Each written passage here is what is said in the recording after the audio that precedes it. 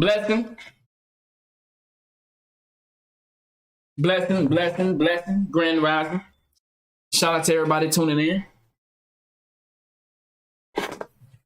We got us some breakfast over here. We got French toast, sausage, and bacon. No eggs this morning. French toast. Woo! I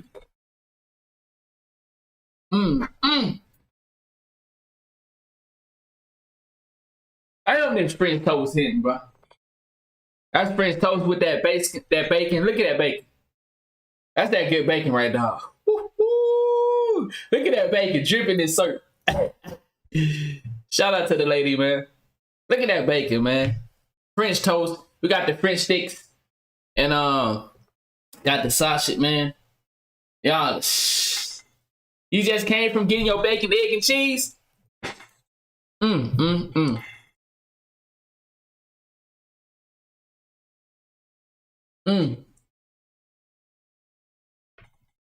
Now, we still about to learn.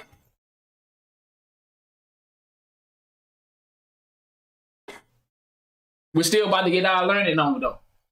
I know I'm eating good right now, but we're still about to get our learning on, though. We about to get that learning on. I got some great stuff for y'all this morning. Got some great stuff for y'all this morning, man. I hope once again y'all have an amazing morning so far. What's good, blessing? What's good, gang? Hey, for my 2K side of the family, how y'all feeling about season 4? Is it season 4 or season 3? Which one is it? Ain't looking good over there, dog. See, they gave y'all a drone, bruh. Some people gotta stop. Bruh, some people gotta stop playing, dog.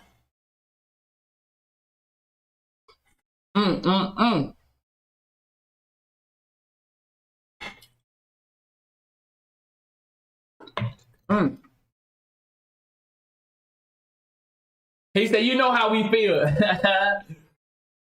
I do, man. I do know how you feel, dog. If only we had people that could see the attack. They can feel how we feel as well. It's too many people out there refusing to see the attacks. But he said, I'm just playing for level 39. I already know. But man, let's go ahead and get started. Let's go ahead and get started with the show.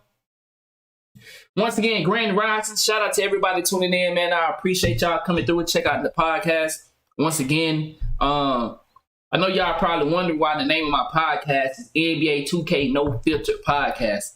It's like that because most of my audience come from the NBA 2K community, which is a video game for the people that don't know. I used to talk about these type of topics while I played video games. Some people, understood my message and understood my agenda. I play video games to connect with the kids. While I'm connecting with the kids, I try to slide in numerous amount of information as much as I could without running them off. I am a guy that goes out here. I'm one of those bots. Because see, this is what I'm starting to look at it now. All of us have different routes in life. I'm one of those bots in life that think he can save the world. And the people that don't believe you can save the world are the sharks of the world. Now, whether you agree with that statement or not, that's my belief system. There's those that get rich off of ignorancy, and then there are those of us that try to help others see the ignorant choices that they making. So I'm one of those ignorant people that want to save the world. I don't want people to go through what I went through, yet knowingly some people still going to go through what I went through just because of the environment they're in, the system that they're in. And it's hard for some people to change. Although some make it out, it's a lot of people that don't make it out. So I'm one of those bots that think you can change the world by collecting information, collecting knowledge, and trying to share it with others. So I got a couple of great stories we're going to get into in a little bit. I got a great interview we're going to watch It's an hour long, but it's at the end. I'm saving that for the end. But I got a couple things before we get to this Dick Gregory, because this is what I'm gonna do from now on. From now on, I'm gonna have podcasts, because what I understand is a lot of time we take information from other people and we go research it and then we claim it as ours. I know a lot of people do that. I don't think it's something wrong with that. It's just that, well, I show you who some of my teachers are. You know, you might say, bro, you listening to people from YouTube. Well, man, y'all, we listen to government. We listen to our family members that don't know shit. Why can't I go look at a YouTuber, collect this information, then go do my own research, and I say, okay, I can back this. This man not lying. So what I'm going to do, from now on, I'm going to start having a full interview somewhere in our show. We're going to have a full interview, no matter if it be from Big Gregory, people like Professor Griff, Papa Duck, or you know, anybody that giving the game. It might be $1 million worth of game, you know, like the Shannon Sharp interview where he did with Waka Flocka Flame. We're gonna watch those we're gonna start watching those and get the knowledge that they're giving out to us, man. Like I said, I don't want to just take information that I'm getting from teachers, you know, like a mentor. If I'm a mentor, then I would hope the person that I'm mentor at some point say, okay, you know, maybe you're not understanding how it's coming from me. Maybe you can understand better if it's coming from my mentor. You know, so that's what I'm on right now. So going into the future, we're going to have somebody, we're going to watch somebody where it's knowledgeable. We're going to watch a full documentary on something. Every show that we do from now on going into the future. We're going to talk about different segments, but going into the future, we're going to lead back to the end of the show to watch a full documentary on somebody that is trying to give us the game. I know a lot of us don't want to accept the game, but you know, for those that do want to accept it, we're gonna have it here for you. And like I said, man, I'm not perfect, but I'm living in this world. I told you the character I play, because you gotta think about this. We all have different characters. The character that I play is, I think the world can be saved. That's just my character. Now, if you go talk to a shark of the world, once again, and I got this quote from him. And guess what? When I ran the research, it was true. In business, if you don't see somebody drowning and you're not willing to stick a water hose in their mouth, then you're not meant for business. I got that quote from him. And when I look at the world, that quote is 100% accurate. The people that are in business, the people that are at the top, they did not get to the top by playing the game the way it's supposed to be played. What's good, big dog? All these people you can look at all these billionaires company. There is something that they did that was not by the system, was not legally. They did something to get to the top. Whether they stole somebody else's company, whether they lied and collected data and they use it. Like, let's think about Amazon. Amazon collect data and also goes out there and try to prejudge what they think we will buy.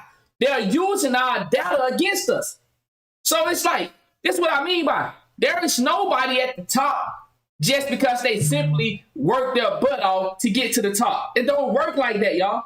I cannot be a multi-billionaire running a company that is a Fortune 500 million dollar company, a $1 billion company, and I play by the rules. Don't work like that. I try to make an example when I show y'all for my video gamers. When it comes to the Twitch community, when it comes to these games, everybody played illegally at some point. I can say that myself. There are some things I did within the Twitch community that is illegal. But I'm telling you here, if you want to be at the top, there are rules you're going to have to break. And that's just being real. There are some people that get caught breaking the rules, they get a pass. Look at the Dana White situation. There are some people out here that don't live by the same rules that were set for us all. So I'm just giving you an example. There are some people that work their butt off. They would never get to the top of the ladder where there's people that controlling how we see things, controlling our viewpoint of things. And this man gonna explain some of that as well. Like I said, now I got many forms of teachers in this world. My greatest form of teacher is reality. See, one thing about me, I can watch people like Gregory. I can watch people like Call Me Kinfolk. I can watch this video right here where over 70 black male entertainments that said yes to the dress. See, that's my ultimate way of learning. See, I can hear somebody tell me some knowledge and I accept that and I go do my research on it. But my ultimate way of learning is paying attention. I pay attention to the world that's around me and I said something not right. I use my brain. And he gonna talk about this, how they strip us from using our common sense. We get stripped away through social media from using our common sense to depict what actually is real versus fake. You have people, this is what I'm saying, the game is so cold. You got people out here that are a part of the 1%er club convincing us that they're in the same situation we in. And I like it. He gonna make a great reference about that. How you got guys driving Range Rovers trying to tell us that they are living in a situation where we driving Honda Accords. See, it's a different than that. My reality is a Honda Accord. Cardi B reality is a Maybach. But yet, she trying to act like she going through the same thing that we going through. This is what I mean. We have let the system dictate to us who is actually suffering versus who's not suffering. The ones that are not suffering are out here using poverty for us to relate to them when they're not living in poverty. I don't know if that makes sense to you. Maybe it did, maybe it didn't. What I'm trying to say is,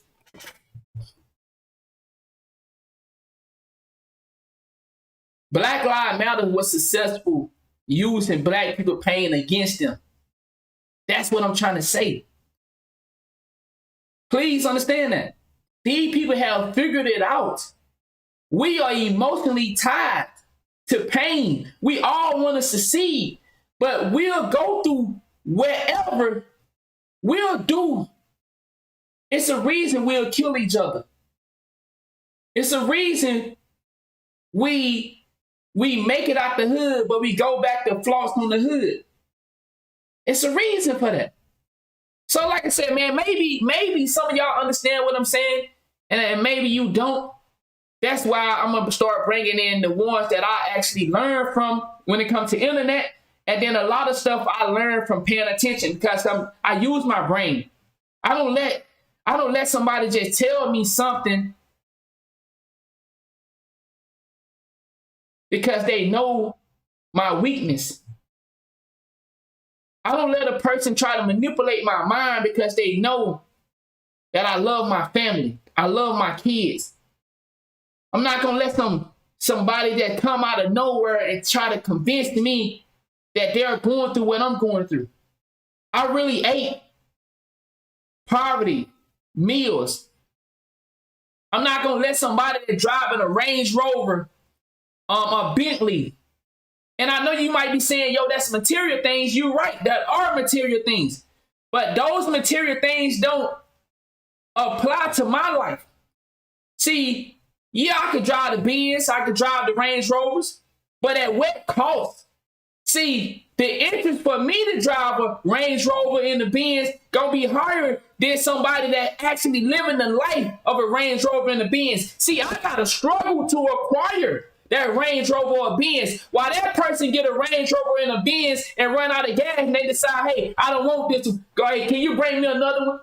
See, the things that I got to go through to live the life that they live is 10 times harder, while they get to tell our life on the mainstream and they don't go through nothing that we go through. Yes, some of those people have went I don't know. Am I making sense? Please, somebody let me know I'm making sense. Because I know I gotta stop saying it too. You understand me. You might refuse to understand me. I'm making sense. I'm making sense. Some of y'all just gonna choose to go against what I'm saying or choose not to hear me correctly because you conditioned to think that these people live the life we live. It's amazing how Cardi B is the same person that vote for Joe Biden to get into the office, yet she acting like she didn't hear nothing about the same things that we're going through now. See, this is what I find so common. People can tell us to our face. Why did they tear down Stonehenge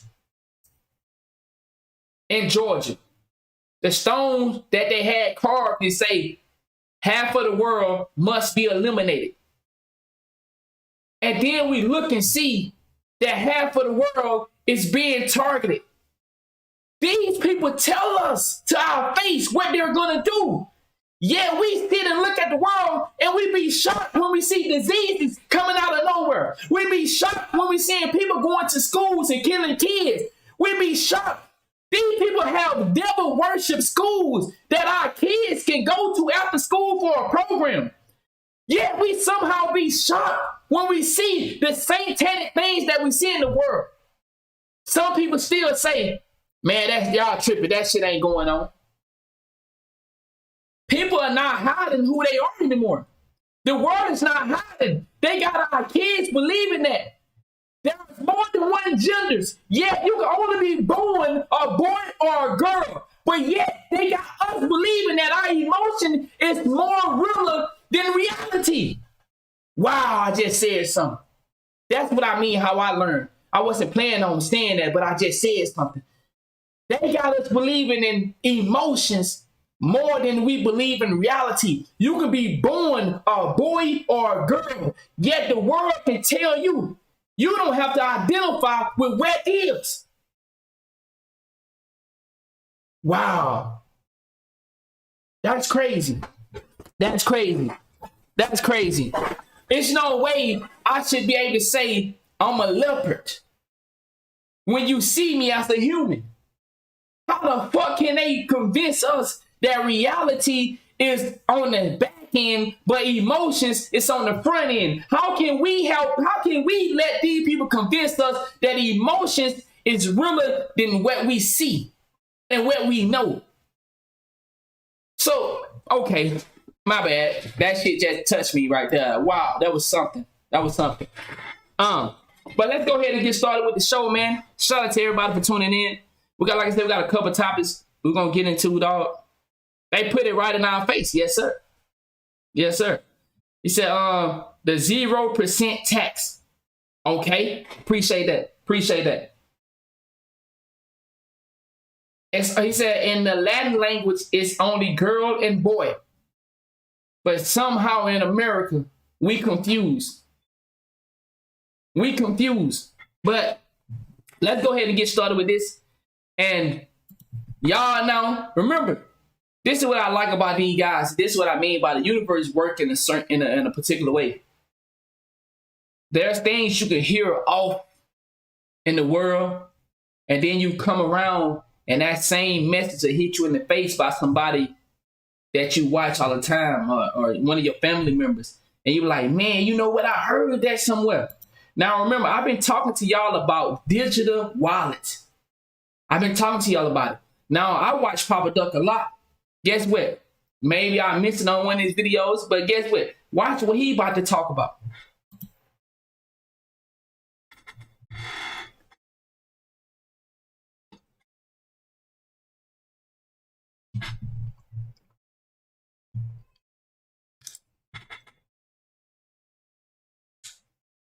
And more so anything in China. Why is America starting to look like China?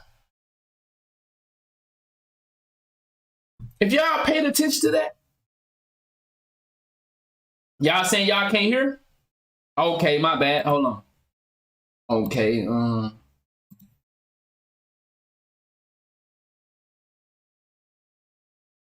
right, y'all should be able to hear now.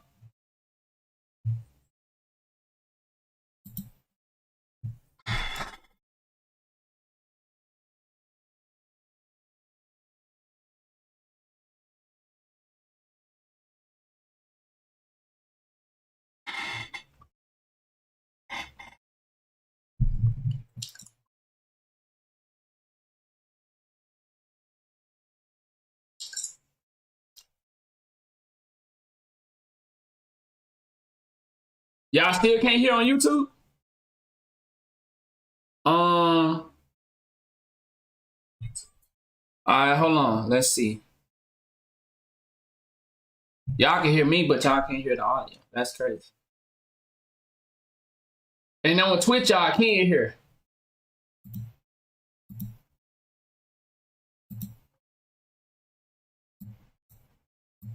Mic check.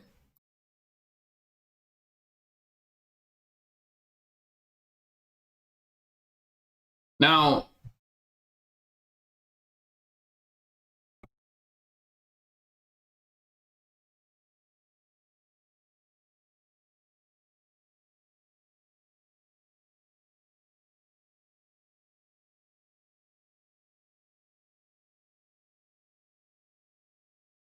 what you're allowed to do. We're headed into a technocratic future. And if you don't,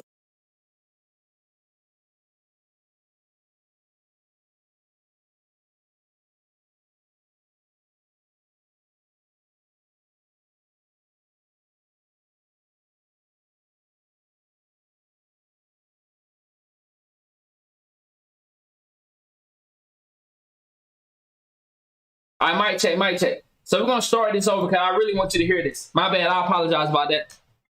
So we're going to start this over, y'all. And I want you to hear this. Please understand the importance of AI. Please understand the importance of AI. Please understand. AI is coming for a reason, and it's been coming. But like I said, they're on a different level with the AI now. They're forcing it upon you, whether you like it or not. They're forcing AI technology upon us, and they moving everything that is against AI technology. You're going to be moved out the way. Now, listen to this. what's happening? Look, I told y'all. I spoke about this a while ago. I heard other people talk about this. This damn digital wallet, which is going on in other countries right now. They already done rolled this out in Canada. This is why they fighting for the CBDC, which is the central banking digital currency. Digital currency meaning this is an unlimited supply of currency. Okay, who's gonna control this? And they say digital wallet because they want you to reference that to the physical wallet that's in your back pocket. What's in your wallet? All your damn information. So let's say, because this is what's going on in other places. Real shit. Let's say you have an issue with something that's going on at your job. Let's say your job is running for a particular campaign and you against that. Don't you know they can freeze your assets? Didn't we hear Kanye West? This is what I'm talking about. Real shit is going on, but we don't look at it for what it's worth. They had the ability to freeze Kanye West's money.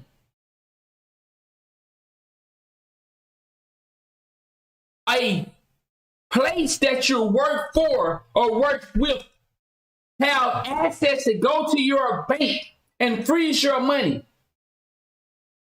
How do somebody else have that type of power? How do a job have power to go and freeze your assets? Why are we trying to get rid of the dollar? Because the dollar can't be tracked and you can't control the people by them using the dollar. So the dollar has to be tainted, has to be destroyed. We have to get rid of the dollar at all costs and add in digital money. See, most of us find it convenient to use a card, to not have any cash. You know why? Because we hear people want to steal your cash. People, they can steal your card too, but we hear, it's a possibility to get robbed. Anything can happen when we got cash on us. You know what I'm saying? We can lose it. We can't. But if we got our, and see, this is what I mean when we're thinking about it positively. If we got our card on, we lose our card, we can just go freeze it. But who else has that type of influence over our money as well? Exactly, bro. So not only did we find it convenient for us to not have cash, but we put ourselves in a position to where, okay, it's convenient for us, but shit is really convenient for somebody else. Because if we don't go along with what we need to go along with, okay, go look at it. There's a group that was protesting. They was protesting, and the job froze their funds. Go look at it. Do your research. I think there was a group of truckers. They wanted to protest against the company, and the company froze all of the people that protested bank account. Think about that. How is that possible? Because I'm protesting, you telling me you can freeze my money?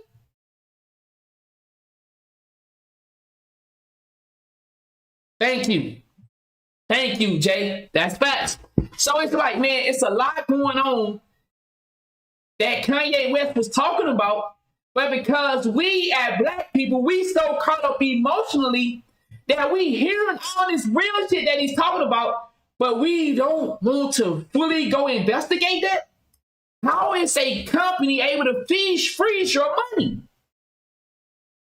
This is what happened when we use banks. This is what happened when we don't play by the rules.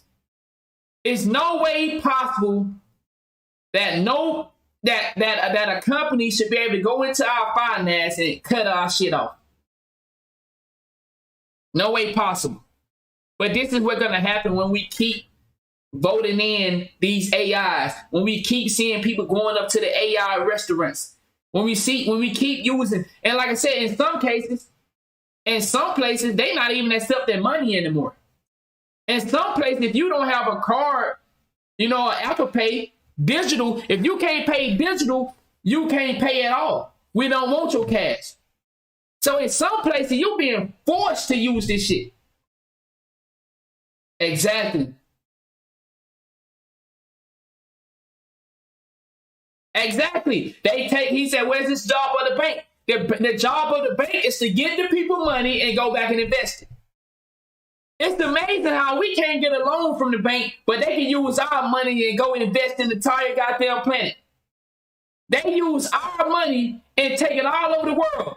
But goddamn, we can't get no money from them. Do you know it? Yo, y'all check. Do you know in some places, and this is another thing where I find so strange about Kanye West. I remember as a kid, I would have put a lot of money in the bank when I was young. Y'all told y'all I had a lot of money. I put a lot of money in the bank. When I tried to get my money out, do y'all know I had to pay a percentage to get my money out the bank? In order to get all my money out the bank, I had to pay a percentage. Yet, we look at places, like we look at the Kanye West situation, they said they told him he got to come get his money. The bank make you pay to get your money. You can't just go pull your money out the bank without some motherfucking paperwork and without paying a percentage. Especially if you got a lot of money. Yeah, now $100, $200, $300, hey man, you can go get that. When you're talking about thousands, millions of dollars, billions of dollars, you can't just go get it.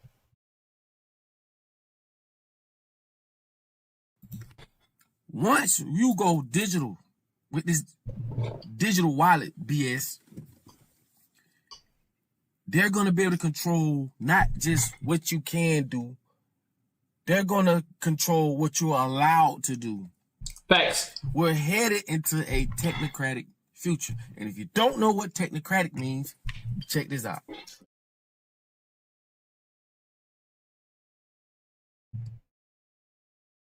You saw it for yourself. To control. Hey, that's another story out in China. Somebody broke the law, and right there they charged his bank account and paid the ticket for him.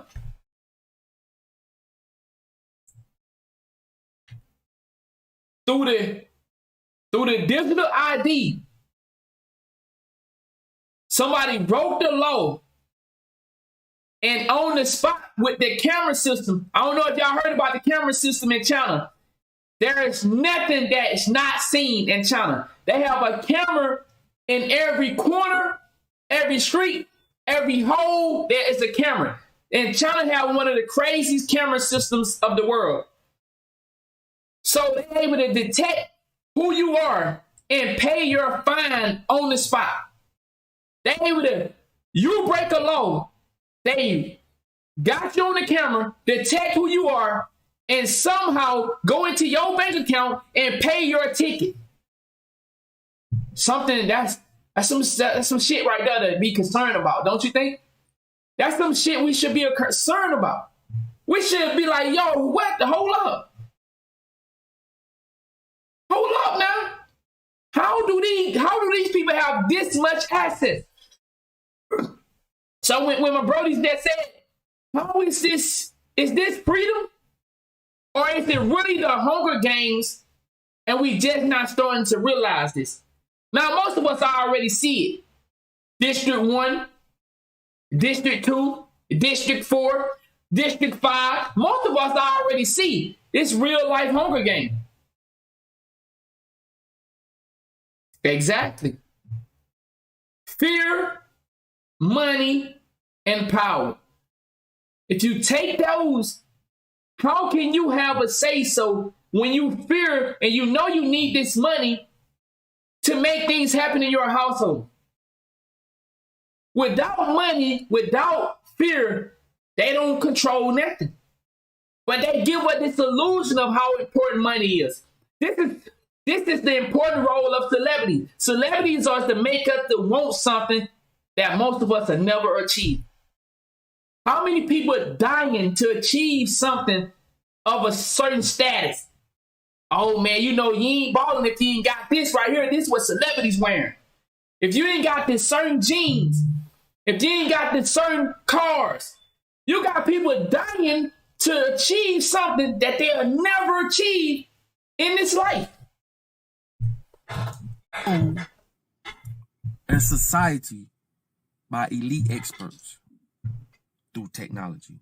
Meaning the technology they give us ain't nothing compared to the technology they really have. Or they exposed to us. And we should know better by now. We should know better. I'm telling y'all, man, it's finna get way worse. I mean, way worse because we handing all our information over to them. You're gonna be like, they're gonna be able to control what you can do and what you can't do. Can you fly? You know what I'm saying? They're gonna be able to control and predict. Tell you about predictive behavior, where they take all the things you do, right? All the things you do, cross-reference it with millions of other people's, and they categorize you as to be this person or that person. Do y'all know, in order for certain people to get a bond, hey, do y'all know in the Young Thug trial, they use this predictabilification thing? I know I might be saying it wrong, but that's what they use to give you a bond. To give you a bond, to give you probation. They use the predictabilification to say, okay, we can let this person go for this amount of money because there's a probability 9 out of 10 he'll commit another crime and be back in our system. Do y'all understand that? This real. It's not a joke. Some of these guys that are getting these 15, 20 years probation, why would they give somebody 20 years probation? Bro, they use all this shit against us every day. They know niggas gonna commit a crime. They know motherfuckers gonna be right back in the loop. So, hey, let's give him a bond to get some of that money up out of him right now. He'll be back in our system for long. They know this. They know everything about us. It's nothing that these people don't know. We're being watched 24/7. This is what I mean when I be like, niggas, how the fuck are they not able to find missing kids? How are they not able to find these people that are out here doing all this savage stuff, but yet they know every little bit of detail about us? It's nothing that they don't know. It's nothing that they can't see. These people hacking to all type of, come on, dog. We ain't gonna even get started and all that. But this woman or that woman, this man or that man, we are giving them all the information needed to control us. And this is why everything has to go digital. I told you, everything has to go digital in order to be controlled remotely, meaning they can control it from anywhere. It's not manual. And I always use it as an example. When you had a regular TV where you had to get up and turn the channel, I was just about to say that. Manually. I was just about to say Fast forward now, it's digital. We don't have to get up and go turn the TV anymore. Who else had a TV like that in their house? Or I'm the only poor one in here. Because a lot of y'all be acting like y'all ain't never lived this lifestyle. We had the TV in my house to where it's two types. There's the one where you turn it a little bit, but you had to make sure you didn't turn it too far. You had to like play in between because it would give you the signal somehow if you play in between. So you had to kind of like, and then you get it, and you had to let go right quick. And then that's the one you have to, of course, turn to get all your different channels. And then you gotta hit it on you gotta hit that motherfucker a couple times. You know, when you hit it a couple times, somehow it'll get right. Especially when it's raining, you know, that fuck up the signal and stuff. So it's like, we don't live in that age no more. We live in the age where this remote control operates this TV right here. I don't have to get up and do none of that. Could we be human? Look at this, y'all. Scientists want to use people as antennas for power 6G.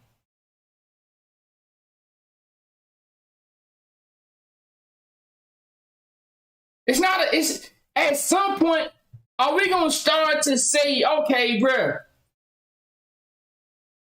something not right out here. Bingo.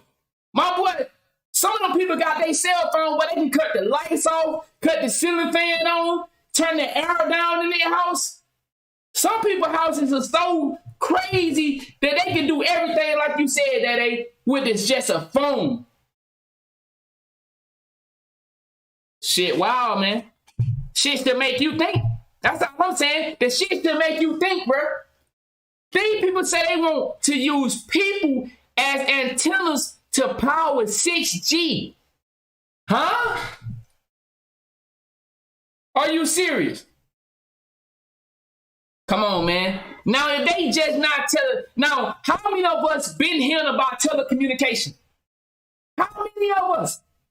Telecommunication ain't something that just popped up on the scene, but now all of a sudden they want to tell us about it. So could that mean that people been telecommunication all the way back when they was doing the pyramids and shit like that? I'm just asking. If they, bro, come on. We know the government don't come out and tell us something unless they've been done 10 million times already. They don't come out and just tell us something unless they've been done 10 million times. Come on, dog. It's the reason. Hey, think about this. Think about this, y'all. Could they already be using telecommunication? When we think of something and then we look and see that there's an ad to buy it. Come on, bro. We already been trained against. These people already use everything that we thinking about. They already using against us. It's no way that I'm thinking about something.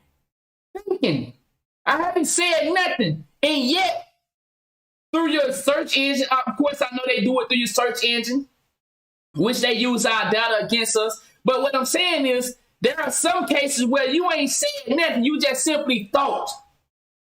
And as soon as you thought it, it popped up on your fucking phone. These people use everything that they try to throw out, acting like they trying to help us or whatever. They already using it against us every day. Sit on the couch and control it remotely. Same thing. Hey, I got another one. Look at GTA, dog. Grand Theft Auto. Are we not seeing that shit in real life? In real life, half of the stuff that people are doing in GTA, they don't even think about doing in real life. Look at 2K, for my 2K heads. We have to go to a gym and work out. Meanwhile, in real life, half of the people that play 2K ain't doing none of that shit. But on a video game, we keep our player in shape. He got to drink Gatorade. He got to go to the gym. He got to do all this shit. But in real life, we do none of that. But we make sure we keep our AI up to par. I told y'all about these smart houses and these smartphones and smart this, smart that. Why you think they use these words? Smart, smart, smart. How the fuck is this? How is it so smart, smart, smart if it's doing everything for us? We're basically cyborgs. I told you that. Anytime you using any type of technology, computers, whatever, and it's implemented in your daily life, you're a cyborg. It's like having Back to 2K face scan. We talked about that not too long ago. Oh my God, bacon, sausage, and French toast. Robotic arm. It assists you. And it really dumbs us down because it's even getting worse with all this AI and this deep fake. Bro, it's crazy how this is unfolding in front of our eyes. I told y'all with this deep fake crap, if you don't know what that is, where they take, they can take other like celebrities and put them on your face. And as you move, like you would really think that this is Tom Cruise or this was you. Why are they doing that? All they doing is massaging artificial things into our minds to make it a reality so that we would accept it. So pretty soon, ain't no pretty soon, pretty much now, it's going to be so implemented in our brain till it's going to be like second nature. We're not going to question it. Like we don't question back day, Boogie. And they just do it slowly, slowly. And like I say, man, we're going to accept these things because... Yo! Bro, I was actually going to do a video on the Neuralink food. But I was like, I'm waiting on that. And it's funny you said that, dog. Wow. They're implementing it in there real slowly. But this digital wallet thing is going, I'm telling you, it's finna watch my hands right quick. These systems are already being rolled out. And I'm just giving y'all a fair warning of the things that's gonna happen with having a digital wallet. They're gonna have all your information. They'll know everything about you. Not just like, and I want you to understand, if you was a fugitive, you won't be able to spend no money. We've seen this shit in movies though. Like we saw in movies where they just cut your money off digitally. You can't do nothing. There's nowhere on earth you damn near can go. This is too much control. I'm telling y'all, it's too much control. You can't give a group of people this much power. They're going to weaponize it. And it's like a lot of stuff I be want to put up. I be want to show y'all other videos of stuff, but they be tripping so hard. They be tripping. They be tripping. And it's only because it's the truth.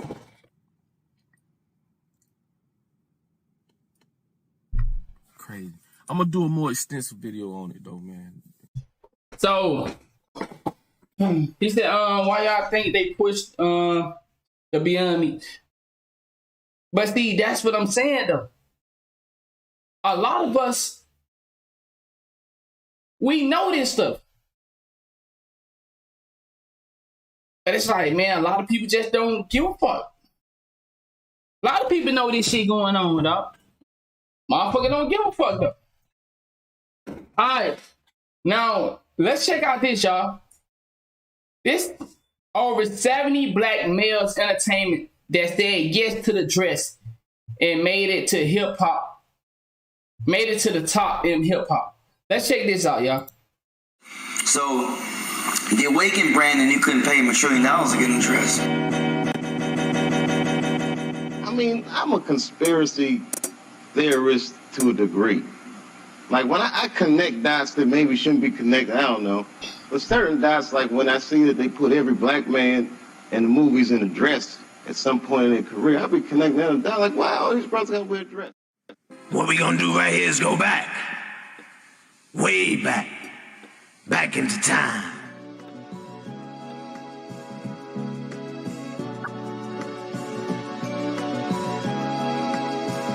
And I guess this is a photograph from the first show.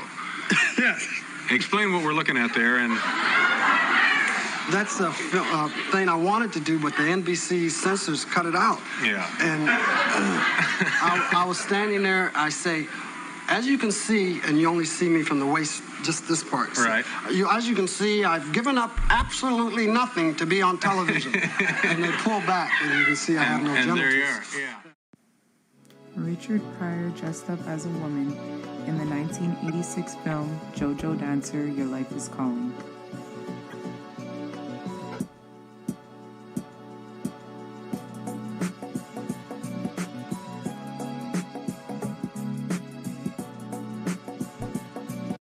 Think about that, y'all.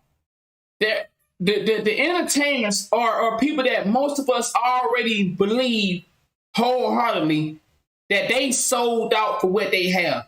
Yet they have a major influence on us. Let that sink in right quick. The people that all of us believe to have sold out and don't give a fuck about us as a whole somehow have a major influence on us. But we believe to our heart that they sold out.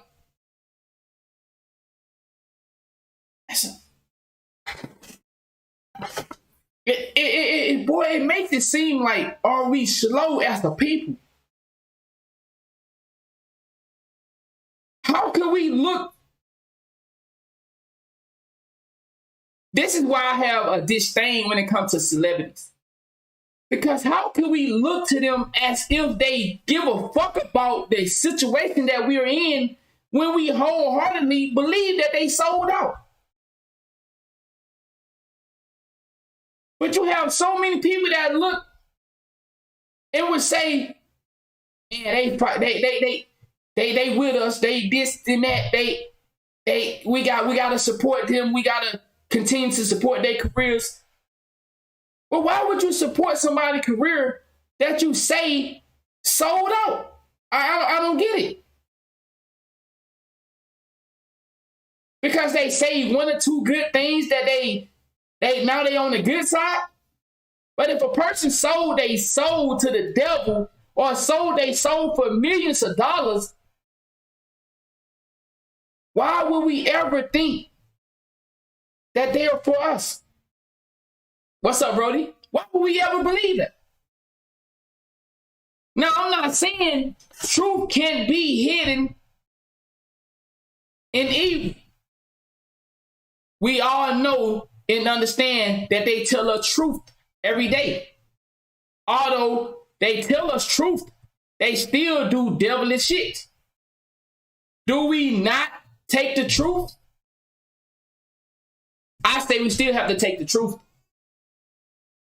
Kanye West showed us many times what team he played for. Kyrie Irving showed us what team he really played for. Did he come out and try to say some truth? This is what I see. It's like when niggas come out the house and try to sneak some of the slaves out of the plantation. They try to sneak some slaves out, and then they get caught, and they had to go back in the house. That's what I see celebrities that sell out. That's how I view them. Sometimes some of them try their best to sneak some of us off the plantation. But they only can go so far before they have to go back home. And the ones that say, okay, hey, I truly want to be off the plantation, they either come out broke, crackheads, dead, or in jail. Look at all the ones that came out and went against the system. You got niggas that say they have to move all the way over to a motherfucking other country. You got people that say they was so famous, not on drugs, yet somehow they dying of crack, they doing overdose. It don't make sense. It's crazy how we constantly see all our black males that want to make it to this status called famous and a multi-millionaire. They all do some corny shit. They sell drugs. They sell music that they know gonna be a ritual for us to participate in and kill many. They go put on these dresses and act if they not a man. We don't even know. We not even allowed to say that no more. You're not even allowed to address kids as boy or girl in school. In some schools, they trying to get it everywhere. I just seen in some country, it may was the country or a state. I can't remember. I think it was not in the U.S. They getting rid of physical touch. No more physical touch in the school system. I was like, nigga, is that a bad thing? Because in some schools in the U.S., I think it was out the country. I can't think of where it was. I think it was in a different country, if I'm not mistaken. In the U.S., you have high school, middle school kids that are kissing each other. And the teachers are not allowed to say nothing. I was talking to this teacher not too long ago. The teacher saying the sex videos of the kids are coming around to all the teachers. Somehow people be going around leaking their videos. The kids are having sex. The kids are at school, same sex, doing all kind of stuff at school. Now they exposing each other. And the teachers, this is what the teacher said. This is in Florida. Now, I don't know if this is where y'all at. The teacher said, we are not allowed to say anything because it will be like we are against their sexuality. Now, I don't know if the teacher was lying or what, but she was like, man, it's fucked up at school. These girls are kissing each other in the hallway. They right here filling up on each other. And as teachers, we're not allowed to tell them they can't be doing that. I don't get that. How is that working? Where's the rules? There's no rules anymore. If I got caught feeling on a girl, bro, that was a suspension. You in trouble, dog. But now these kids can kiss on each other at school. And the teacher feel like they can't say nothing because they don't want the rainbow community to come out and counsel them. We got kids as early as 9, 10 years old participating in learning about sexual activities. And we think that's okay. Once again, I said this from experience. What do you think gonna happen if you constantly talking about sexual activity? Do you think if I'm teaching kids that don't have no idea about same sex, but somehow I got it to be a trend, and that's what all I think it is. And I say this respectfully. I think most people are just caught up in the trends of being lesbian, homosexuals, or trans, or all other terminologies, queers, lesbian, bisexual, all that. I think a lot of people are caught up in the trend. Bro, you gotta understand, if the world is pushing something so hard, you don't think some people gonna get caught up in that? Come on, man. There's a lot of people out there that are doing something that they don't want to do all because they got caught up in it. They got caught up in it. How many of us joined gangs because it was a trend? How many of us started having sex at a young age because it was a trend? How many of us tried our best to fit into narratives of what was cool and hot? There's no way we would have all. Why would anybody think having sex at an early age is cool? When you get grown, you find out the damage that it does. Being sexual at a young age. When you're a kid, it's a trend. Smoking, thank you. Drinking. These are trends that people get caught up in. And who pushes these trends? The people that run our world. Who do they have pushing them more than anything? Celebrities. So it's like a lot of stuff that's going on, we refuse to acknowledge the truth of it. Do your sons feel manly? Do we as men feel like we can actually be men? We can, but there's a restriction. Do you think I can come on here and say the shit I'm saying, not know that there's a restriction to what I'm saying? I can be looked at as a homophobic. I can be looked at as a narcissist, if I'm saying that right. Misogynistic, because I don't believe all women. I can be looked at as I hate women when I have 4 daughters. Like, it's so many things that, by me saying some of the things I say when I say about Tory Lanez and the Megan Thee Stallion, I talk about the Javante Davis, or I talk about how, men's out here jumping on women. It's so much. Bingo. Eventually, you're going to be labeled as crazy, somebody that's on drugs, and all you're doing is pointing out the obvious. This is what's so cold about being a conspiracy theory. How could you say I'm a conspiracy theory when you looking at the same shit I'm looking at? But yet I'm a conspiracy person. Is it not weird that there's a baby can only be born a boy or girl, but yet the world trying to convince us that it's more than 2 genders? Is that not weird? Is it not weird that we're seeing these grown black men putting on these dresses? When they're supposed to be a man, why would a man pretend to be something that he's not?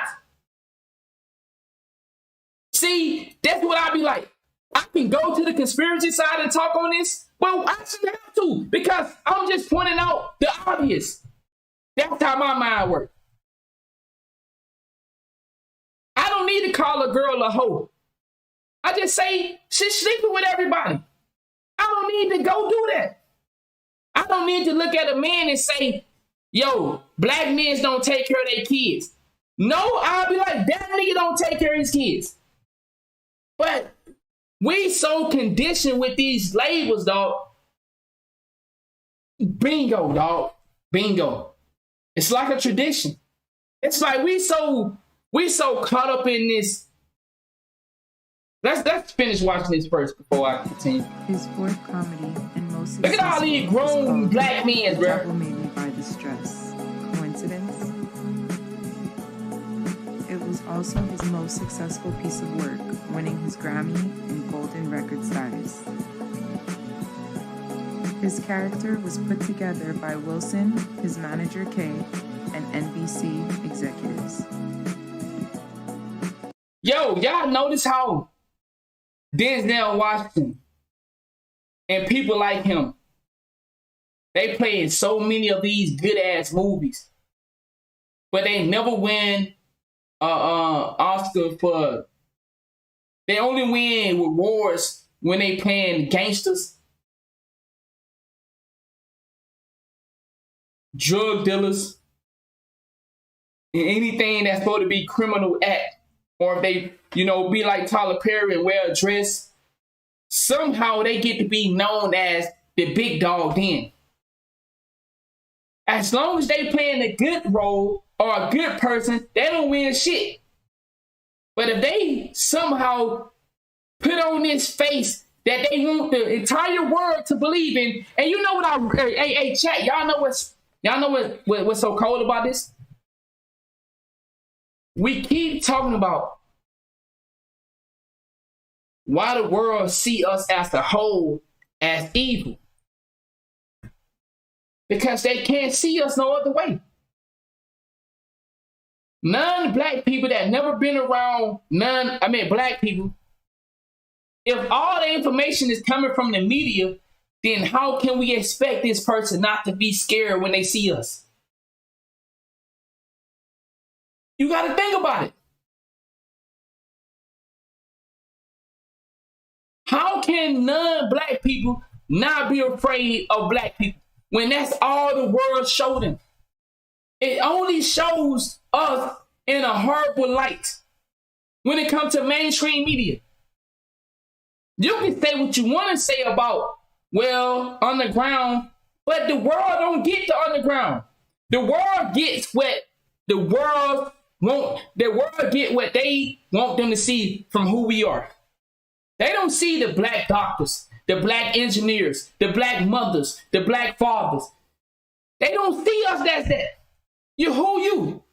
Hey man, yo, I'm a black Marine officer. I'm an MP. Nah, you just a nigga right now. You just a black man right now that you in trouble. Yeah, you in trouble.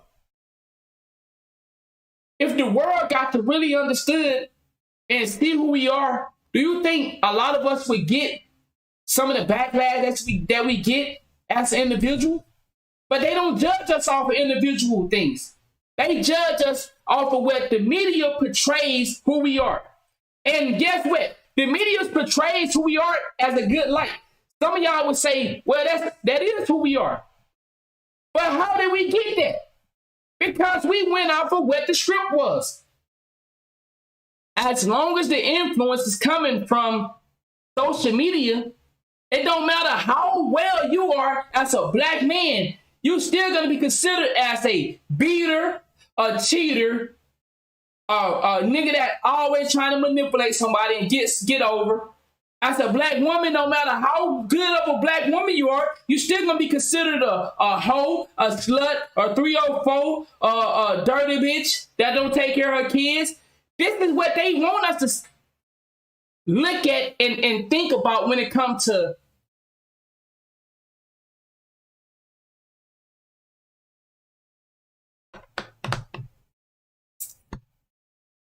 when you talking about some of this stuff and you start to think about what you're saying, and then you realize and you're like, damn, okay, it's the non-black person understanding what I'm saying, because I know black people understand it, but it's the non-black person understanding what I'm saying. And then you try to ask yourself, well, I don't want to make excuses, but I want them to understand. And they probably, so it's like you trying to figure out how can you say what you're saying for them to get it. But I know they get it. Everybody get it. It's 2023. Everybody see and understand what's going on. Why are we painting the picture that we're painting? And why nobody tries to change the picture? Why nobody of power? Y'all notice it's the people that don't have, listen to this, y'all. The people that don't have power or money, it's the ones that fight so hard to change things. Why? The celebrities that came from the environment we from, they continue to go on about their business. Y'all notice that? 50 Cent came from a poverty environment. Jay-Z came from a poverty environment. Why do we vocalize harder than them? Am I making sense when I say that?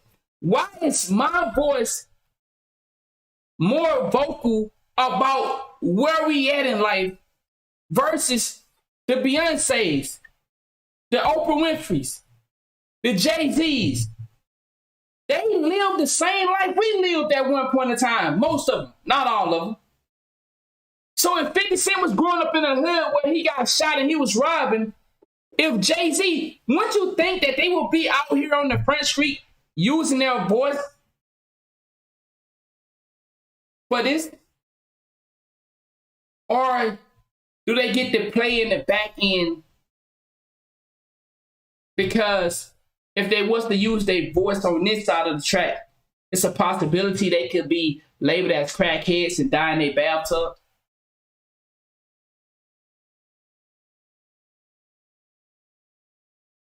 It's crazy how the people that made it out, most of them, they just keep going forward. I don't get that. That's strange to me, dog. I find that so strange. These same people that live through poverty just like us have nothing to say about what's going on in the world. I find that to be strange. Ain't got a you look better than you do on the television.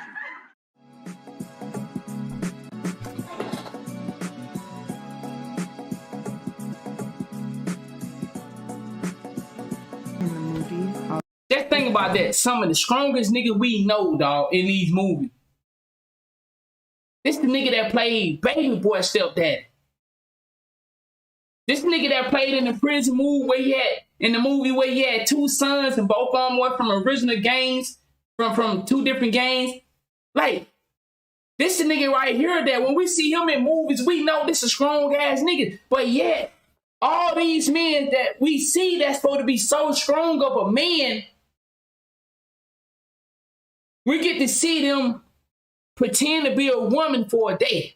Yeah, this animal, you know, hey, that nigga know the movie I'm talking about. Like, this crazy, dog. He played a drag queen in the movie Holiday Heart.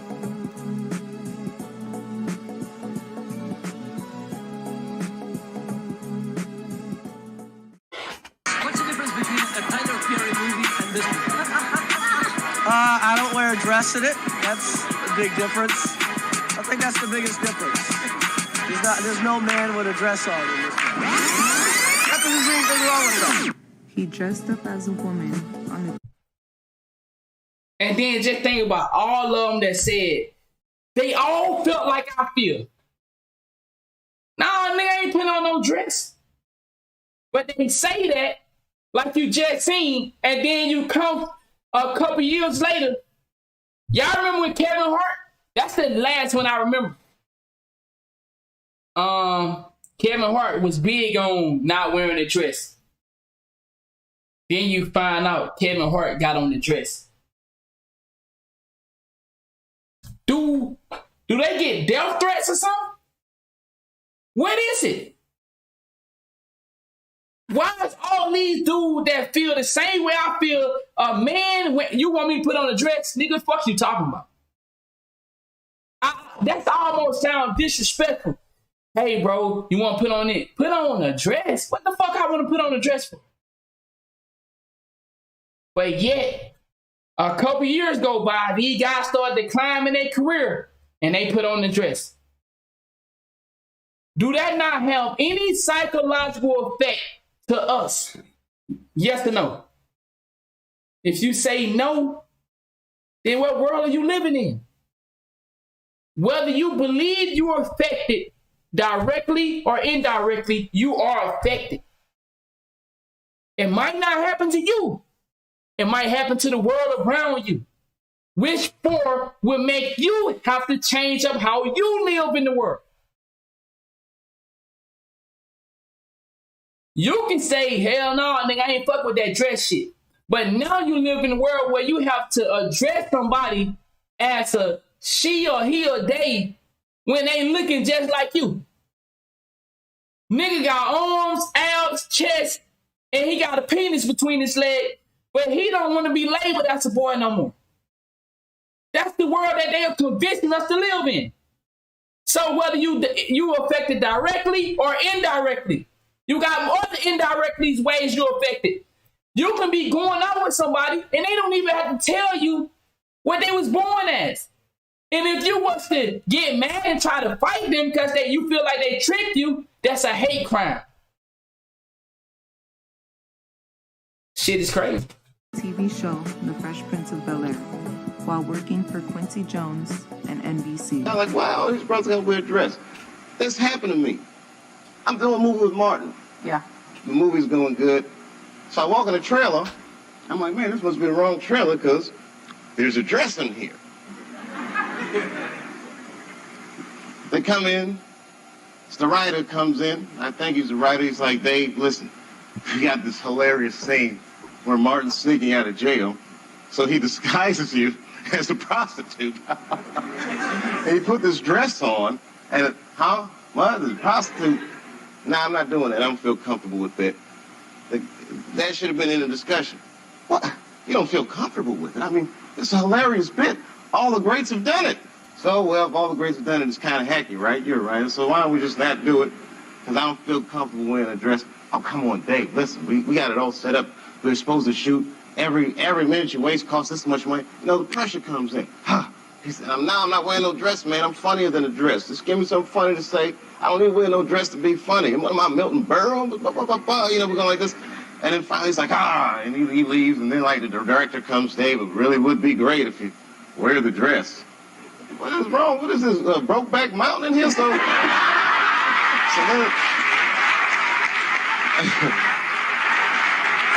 wear the dress. I don't want to wear the dress. I want to wear this dress.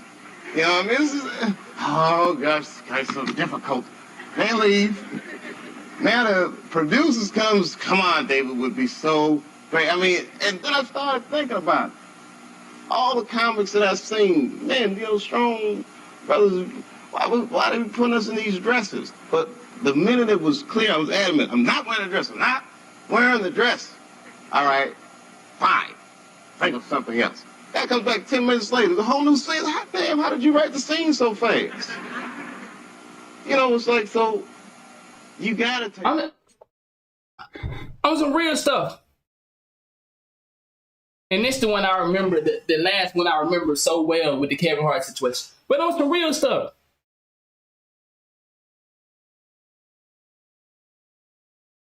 How crazy is that? That we find Tyler Perry to be so funny. Can a woman have just played that role? The Big Mama House with Martin. Why do we get attracted to that type of comedy?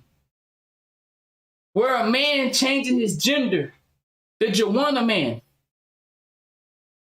Who remember the Joanna Man? That was the first movie I ever seen where this man changed his role to go get in the NBA, but he got in the WNBA and he got to walk around all these. That was the first movie I think I can remember.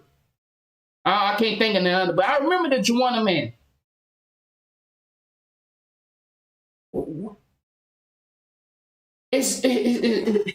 Damn, dog. Wow. This shit is fucking mind-blowing. Like, it don't make no sense, bro. All these motherfucking people that did this shit, and they still going. And we wonder why kids do this shit now. We wonder why you catching your nephew playing with his cousin and they doing weird shit at the little age. You got little young boys having sleepovers and they doing shit that they shouldn't be doing. You got little girls having sleepover and they doing shit they shouldn't be doing with each other. Wow. Wow. You said something. How many reverses movie have we seen where women's played the man? We see it in all the movies where they get to continue to be a woman but playing a man. But for us dressing up and having makeup, having on a costume as a man, I don't think it's many movies we see like that. But we do see a lot of movies. Yeah, I'm with you on that. We do see a lot of movies where they get to continue to be a woman, but they get to act like a man. We see a lot of that. Damn, that's a good ass question, dog. I don't think he's seen any. I'm trying to think of one I've seen where a woman dressed up as a man. I think it was like a Asian movie Like assassin movie, I think I seen the movie where a woman's dressed, but it ain't many.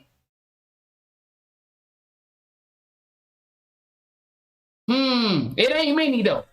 It ain't many. Dave Chappelle, another great comedian, said that, you know, in the industry, they tried to make him wear a dress. Have you ever ran into that with scripts? And is that something that, you know, you wouldn't do, you know, for... I definitely have ran into to put on the dress. I don't think anyone saw this one coming. I mean, you know, you have to have boundaries. You have to have. I remember this so well. They got on that nigga ass when he put on that dress because that nigga was talking that shit, and it's not just this clip right here. Kevin Hart really talking that shit like he would not be putting on a dress in his career. This is the time Kevin Hart was taking off, and everybody started fucking with him. And guess what? Sooner or later, you seen Kevin Hart having on that dress. Limits that you refuse to cross. You know, for me, I know what they are.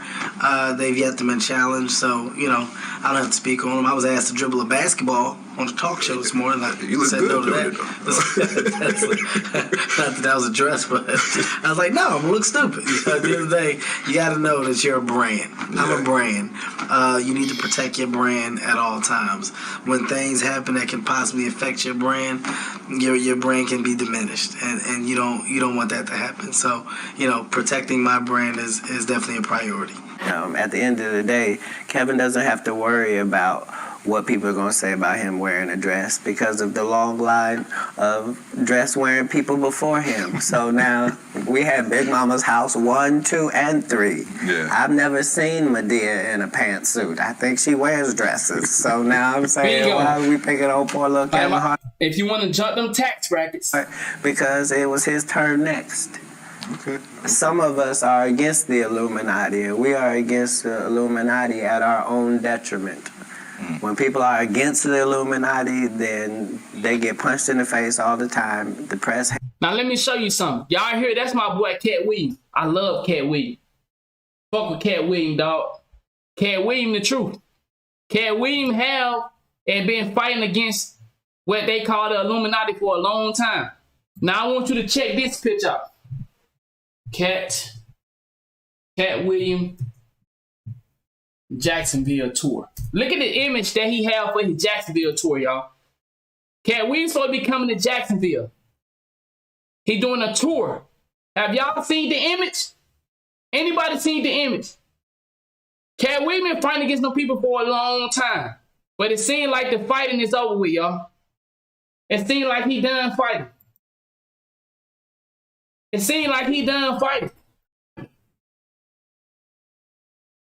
Yeah, it seemed like he ain't fighting no more. Now, if you remember, they had that nigga Cat Williams, boy, they had him going through some things. And Cat Williams been fighting for a long time against some people. At least that's the outcome, that's the perception that most of us perceived. I say that. Could have been playing his role. Because right here we clearly see he done gave in. So whether he was playing his role like he was fighting for them people, or whether he was really fighting against them, he ain't fighting no more, as you can see. You feel me? If you know what I'm talking about, you see it. You see him. Come on, bro. He's showing it to you. Hates him, and nobody likes him. End quote. I mean, we all love Dave Chappelle.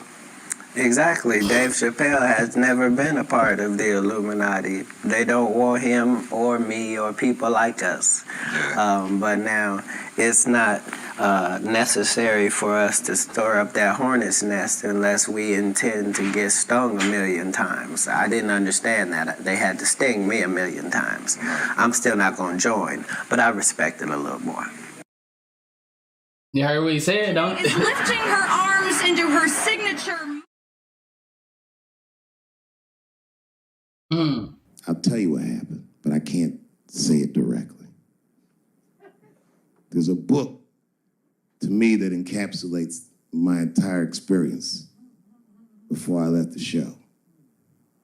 And the book is called Pimp, written by a Black American who was a pimp in the 40s. He describes in detail how these men break women so that they will give them the money that they make with their own bodies. Because, you know, when you're a guy that generates money, people have a vested interest in controlling. There's a story in here so cold it makes me shudder to think about it. Well, Iceberg Slim is trying to control the woman that he finds uncontrollable. I would go to work on the show and I felt awful every day. I felt like some kind of prostitute or something. Like, if I feel so bad, why I keep showing up to this place? So he asks older pimp how he can rein her in. And the older pimp says, oh, that's easy, Iceberg. All you have to do is beat that bitch with a coat hanger. I felt like in a lot of instances, I was deliberately being put through stress. And then run her a bath and give her some pills. That's They were facts. trying to get me to take psychotic medication. She'll be so grateful that you fixed her that she'll forget. No, we hear him saying this.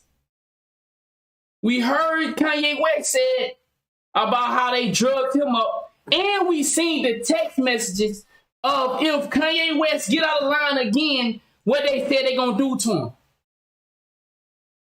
Yet, we don't go to war about none of this. How do that dude still have a fucking job? How do the man that said that we'll get you drugged up and put you back in a psych ward? We hear Dave Chappelle talking about it. How do these, what? We don't protest about this? So this is, I said it many times before. The Dr. Martin Luther Kings and the Malcolm X of the world, they would catch hell in this time. I didn't know that either. Hey, if Malcolm X and people like Dr. Martin Luther King and all them revolutionaries back in the days, if they were living in 2023, 2022, nigga, they'll get their motherfucking ass smacked all upside the head.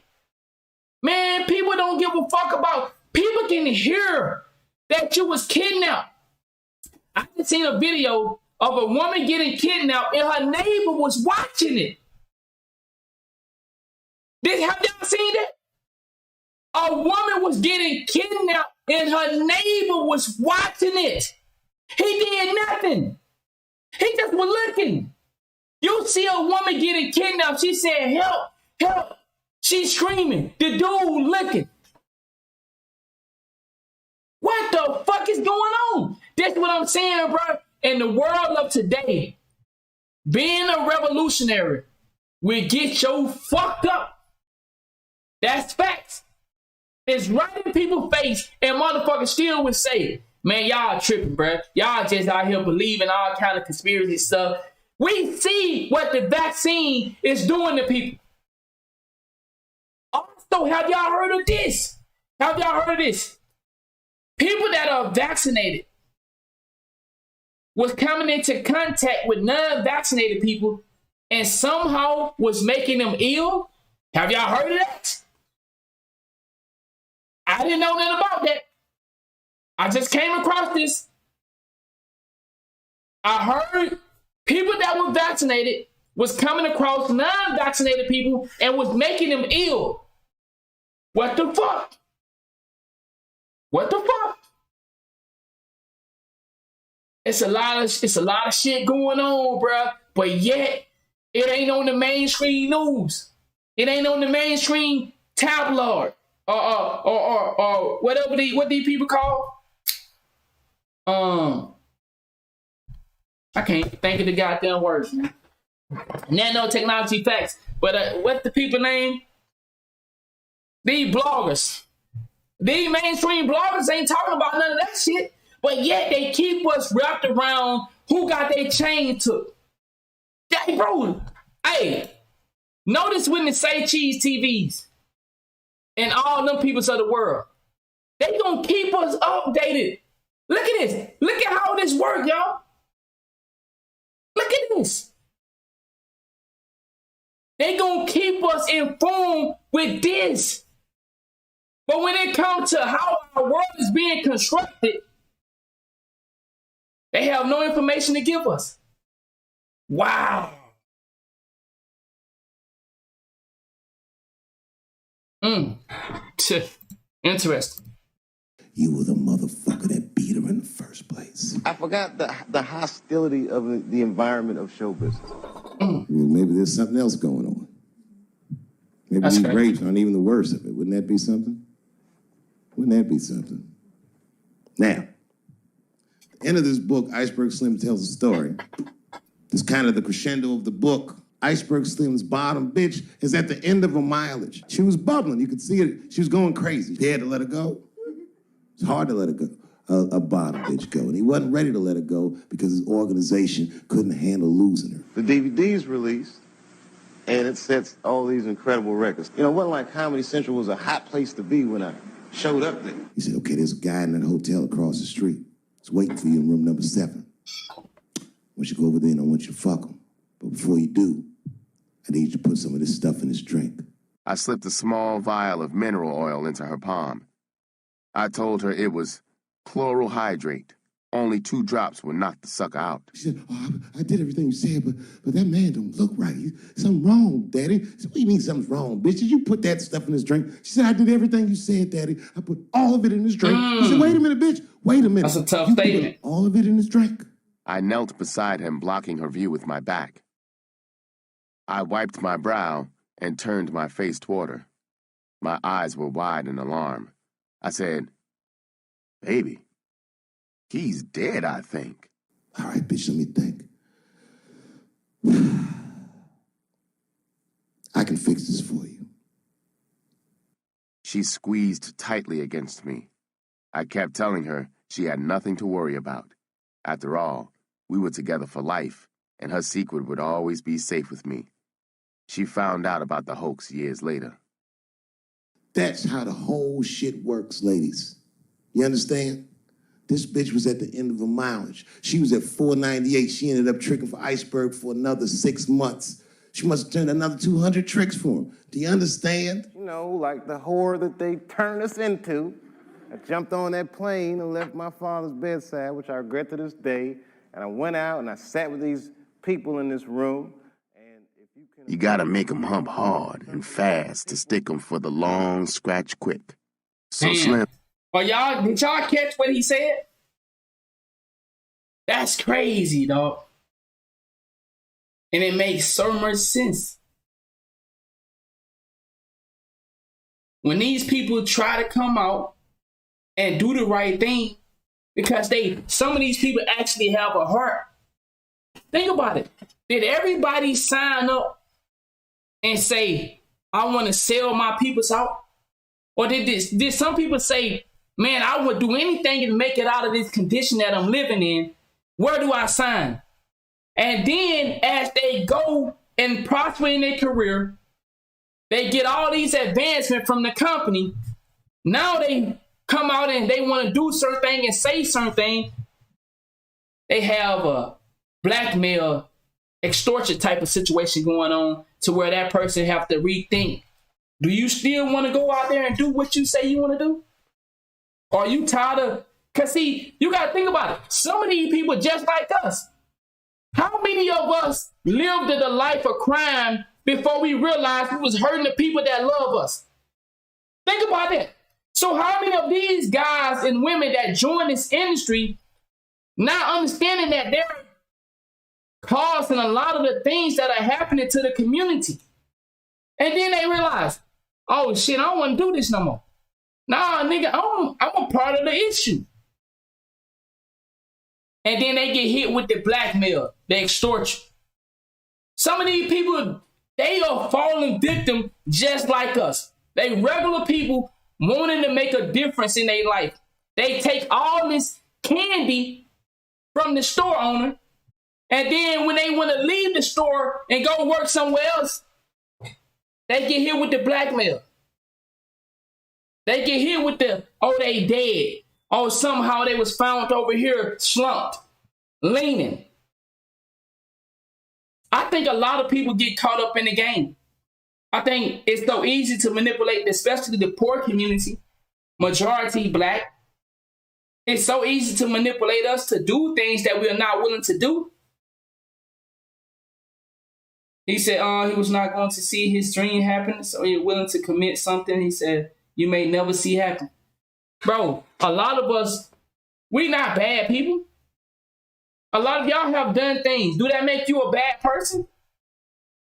But goddamn, it's a different when somebody got some evidence on you, huh? It's a different when you say, hey, so you know I got that footage of you, right? You know I got that footage. You sure you ready to leave? You sure you don't want to sign for another 6 years? Dave Chappelle, remember what he said? He said that the people told him that they was going to make him look like a crackhead. And when he left, the reason he left because they wanted to take the money from him. So they wanted to give him 50 millions off of all the money that they apparently he made. They only wanted to give him, I think, 10%. And that 10%, I think, was 50 million, if I'm not mistaken. Hopefully they talk about it in this. But he said he refused, and they gonna make him look like a crackhead. And they did that. And that nigga had to go somewhere else, to another country. But he came back. Now, when he came back, Dave Chappelle, I don't think you still get to hang around. Dave Chappelle been doing Saturday Night Live and all that stuff. Oh, it was a percentage of the 50 million. Okay, I thought it was more than that. I thought it was a lot of money involved, and they only wanted to give him a small percentage. Okay, I could be wrong. Appreciate it. It was 500 million, and they only wanted to give him 10%, which was 50 million, right? But either way, they wanted to fuck him. Either way. And so he turned it down, and when he turned it down, they made him out to be a crackhead. And that's how the story ran, that he was a crackhead and he went to Africa. Or wherever he went. Be as sweet as the scratch, no sweeter. And always stick a whore for a bundle before you sex her. A whore ain't nothing but a trick to a pimp. Everything went wrong. It's like everything went right. Everything went wrong when I put on that dress. That bit was already overdone. You know, it was like, it was hacky, you know, and I did it purely for the money and the work with Martin Lawrence. Yeah. So I didn't do it for the purity of comedy, but I did it for the purity of work with Martin.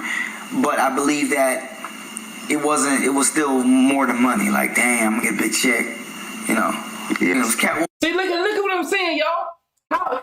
If we had to be honest with ourselves, how many of us doing something right now for the money that we would not be doing? How many of us is taking disrespect at the workplace that we would not take, nigga, if I wasn't getting this check? And this is what I'm saying, y'all. They got good people caught up in a system where they know we can't survive without the system. Some people predicate their life to being a good actor, actress. So they get into this system of what they call Hollywood, and now they find out it's not what they thought it was. Oh, you thought you was born a star? No, we make stars. So we're exactly, Brody, capitalism. So we make stars over here. You don't be born a star. So what I mean by that is, you was doing good in your little roles, but if you want to continue to get roles, you have to play the game the way we say play the game. You feel me? Shit crazy, dog. Shit crazy. Some people's out here are good human beings. But guess what? When you poor, come on, I can manipulate poor people. I can't manipulate people that got something. When you poor, and when you looking for any kind of way to get in because you chasing your dream, and then people see you chasing your dream, they say, hey, come over here. I'll help you with your dream. But you got to do this and this and this and this. Well, shit, where do I start at? Now, you done did this and this and this. Now, they keep going forward. They keep pushing the boundaries. Next, we're going to need you to do this. When motherfuckers start realizing that they going down the lifestyle that they really don't agree with, but it's too late. It's too late. You telling me I done fed you some steaks. Now you want to go back to eat Roman noodles? Everybody ain't willing to go back to eat Roman noodles. Some of these dudes, they done got a taste of that steak, and you think they just finna Man. I've been eating steak for the last 2 years. But if I don't take this deal, there's a chance I might have to go back and start over. These people faced with hard choices. Some of these people are faced with hard choices, dog. Williams was trying to always say, Brandon, don't wear a dress. He called you, or is it? No, he was saying in the media, so I thought he was heck. Williams has a theory that he goes around telling everybody. I need to check that out, David, dog. That every single funny black man, they make you wear a dress. But Cat doesn't think it's funny. He thinks it's emasculating and demeaning to black people. And Brandon's taking it personally, because, well, you know. Right. Don't give me that about I wore a dress. Yeah, you wore a perm. He was really trying to help me at the time. I didn't know that. I was immature. Right. I feel like, dang, why? I'm trying to make it. Look at that. You see? Look at that. He said at the time he didn't know it. But he thought Cat Williams was coming at him. But shit, he ain't got to worry about Cat Williams coming at him no more. Because Cat Williams finally got hip to the program now. As I said, Cat Williams is doing a world tour here in Jacksonville. Y'all know I'm big on comedy stand-ups. And I was like, God damn, they done got my nigga Cat. My nigga Cat been fighting for a long time. Look at that. My nigga Cat been fighting a long time, dog. This how he looked when he was fighting. But, you know, he back on track now. They done got my boy. They done got him back on track. Why you bashing me? I think the dress, personally, is a thing that is not in our culture to do. And I think everybody will want to put their culture on us. No, not to hate your culture or your God. Mm-hmm. If your God say you can put on a dress and your culture is normal for you, that you have the right as a human to choose that. But me, for my God and my culture, my ancient culture, we didn't do stuff like that. Yeah. So I was cursed by it. I believe it was a curse that went with that personally, because nothing went right since then. That's truthful. No one can tell me, hey man, you thinking too much, man. You see that, man? Everything went wrong. It's like everything went right. Everything went wrong when I put on that dress. I'm telling you, I lived it. Yeah. Is there any even with Martin, things went wrong when he did it too, because Martin is very anointed. Martin is a very strong man. And Dave Chappelle said that too. He says things about that too.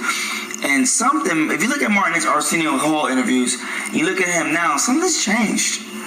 You know? Yeah, with Martin, I noticed that it's not a shot, but something's changed. Honestly, I think it's a spiritual thing, but everyone has their own. And that's facts.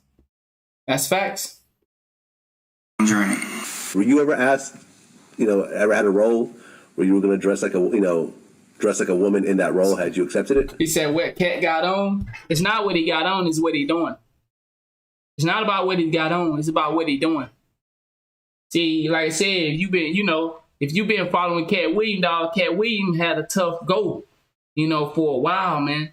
But now Cat Williams is back in the positive image of Hollywood. You understand what I'm saying? Cat Williams was going through some things, bro. Cat Williams looking like a sterilized crackhead at one point. You feel me? Cat Williams was looking bad for a minute. He back in the limelight now, though. And just look at this, dog.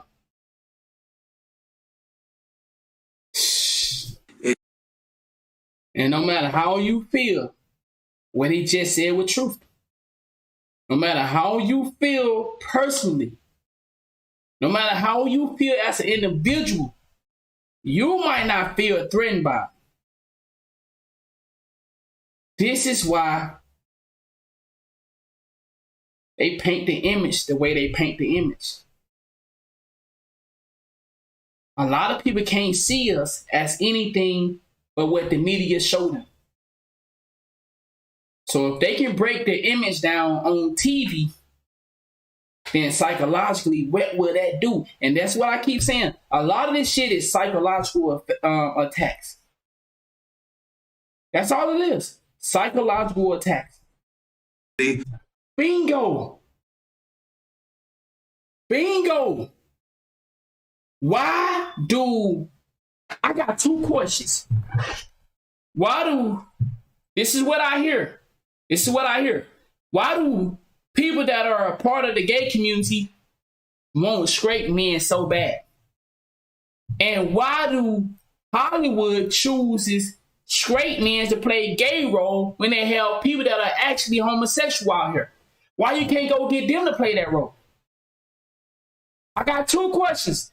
Why do people that are part of the rainbow community want straight men so bad? Why they don't want their own? Why do they try to get a nigga and turn him or trick him? Damn, dog. That's some crazy shit right there. Dog. Who actually understands what it's like to be gay. Give it to them. They're unemployed. Dave Chappelle has famously said he will never go in drag for comedy. He'll never dress up like a woman. Do you feel the same way? I feel the same way 100%. I had an experience where I auditioned for that movie, Holiday Heart. I didn't get it, so I auditioned in a dress. I was like, I would never repeat that. So I would have to say I agree, support, and will follow Dave Chappelle's lead in saying I will never dress in drag for Hollywood or anybody. But if I would have got that role, no, I'm just criminal charge. There is a systematic effort to destroy every black male entertainer's image. They want us all to have an actress by a name. Kobe raped a white woman in Colorado. Dr. Cosby raped 37 bitches and is still counting. Nobody leaves this business clean. Michael Jackson fucked little white children. Michael Jordan? Michael Jordan gambled. Right, and then his dad got killed. You understand? They tried to tie that. You're not going to die clean. I mean,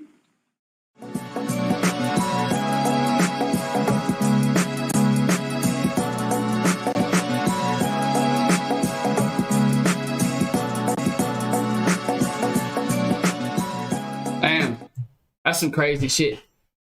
Bro. That's some crazy shit.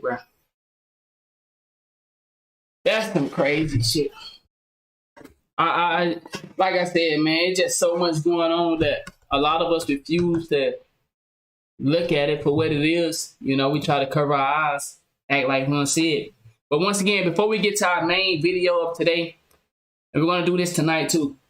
Before we get to our main video, we got one more video. No, not yet. Apparently, he haven't done it yet.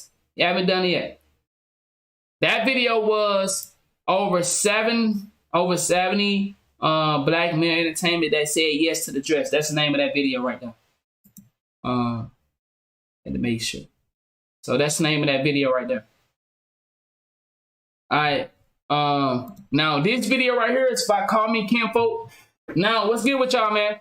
Now I saved this video. Was planning on reacting to this, but I saved it because I know most of y'all be, you know, deep into your feelings about some things that you see. But this right here, this is about the Demar Hamlin situation. Now, like I said, I know a lot of people was in their feelings when it first happened. So I just saved the video and I said, okay, we're going to come back to that. So today we're going to go check it out from the conspiracy side of the Demar Hamlin situation. All right. So let's check this out. Yes, sir. Now, today, Demar Hamlin. Just know the player with the Bills. The player with the that played for the Bills that passed out. You know what I'm talking about. That this is gonna be a very busy year. I'm gonna be a very busy man on this YouTube platform because we are currently in the year of the skull and the crossbones, being 2023. Even writing in gematria, skull and crossbones, taking the letters and turning them into their numerical value. A being the first letter, B being the second letter, so on and so forth. You also get 223, which is the reflection of 322. Now, the year that we're in, 2023, actually marks the 322nd anniversary of Yale University, which is home of the Skull and Bones. So we are going to be talking about a lot of death this year, a lot of death rituals, right? Now keep in mind with that number 223, because it's interesting that the game that everyone is talking about, where this player collapsed, he's still alive, right? So we're not gonna put nothing on that man. You see what I'm saying? But nonetheless, it's still a ritual by the numbers, right? Because it happened to happen, the Bills versus the Bengals. And we also get 223. Now, it's something that's been going on with a lot of NFL players recently. Right now, first, let me point out to you that Skull and Bones is also known as the Brotherhood of Death. This is why I say that we're going to be talking about a lot of death rituals. Now, the Brotherhood of Death equals 220, as does the National Football League also equals 220. And this is why you're hearing a lot of things about NFL players. Right? Recently. Okay. I need y'all to watch a movie called Die Suddenly. Now, this movie talks about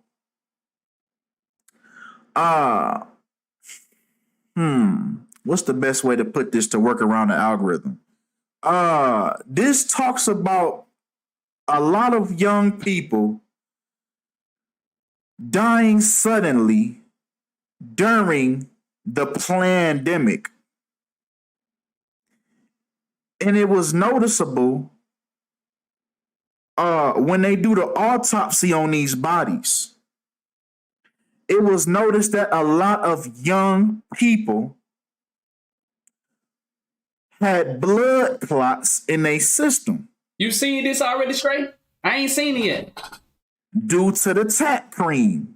Yeah, we gonna call it tat cream, the tattoo cream. You hear me? We gonna call it the tattoo cream. Damn, you already And a seen lot it. of people have been dying suddenly. So what's really going on?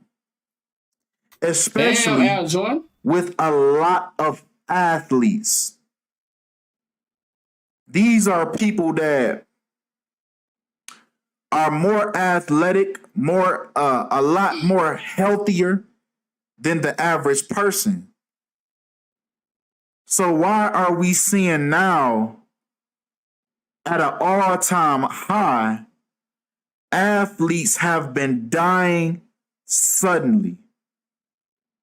Now, this happened either today or yesterday, that a former Purdue and NFL player dies suddenly at the age of 38, when we know that the number 38 is the number for murder, killing, death, and RIP. All of these things equal 38 in the English language. Right? It's several ciphers. It's 4 base ciphers. These are your 4 main ciphers of the English language. Forwards and backwards. And this is what these words are equating to.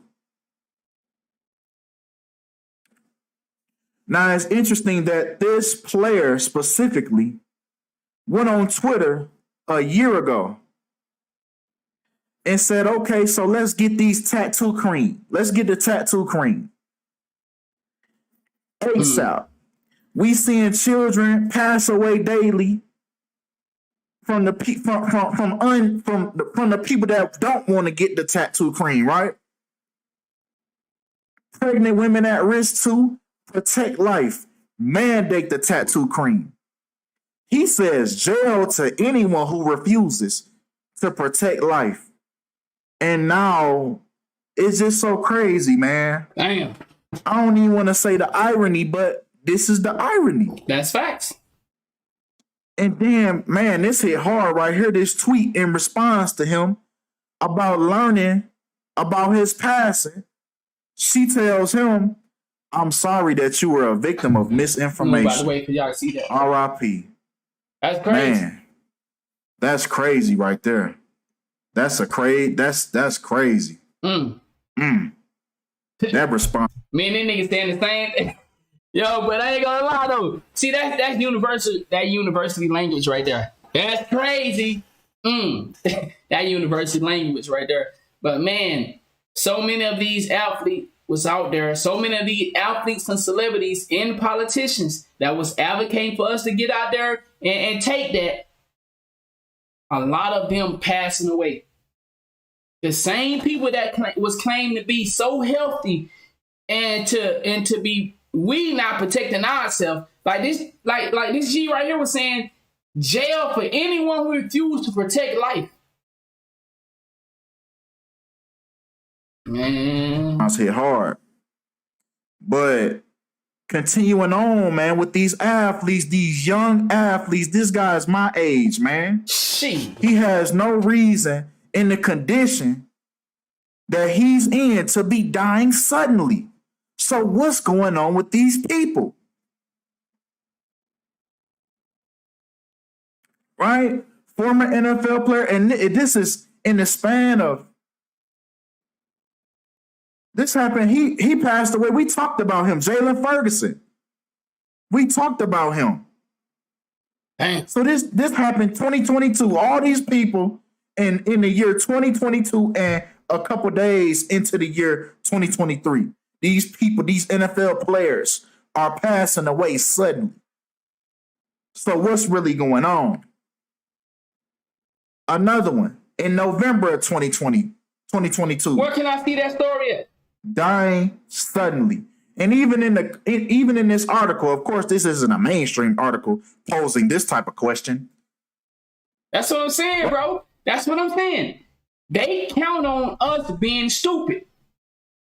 And you're going to have 90% of the world that going to go along with what they out here trying to get us to believe. These people actually think we slow.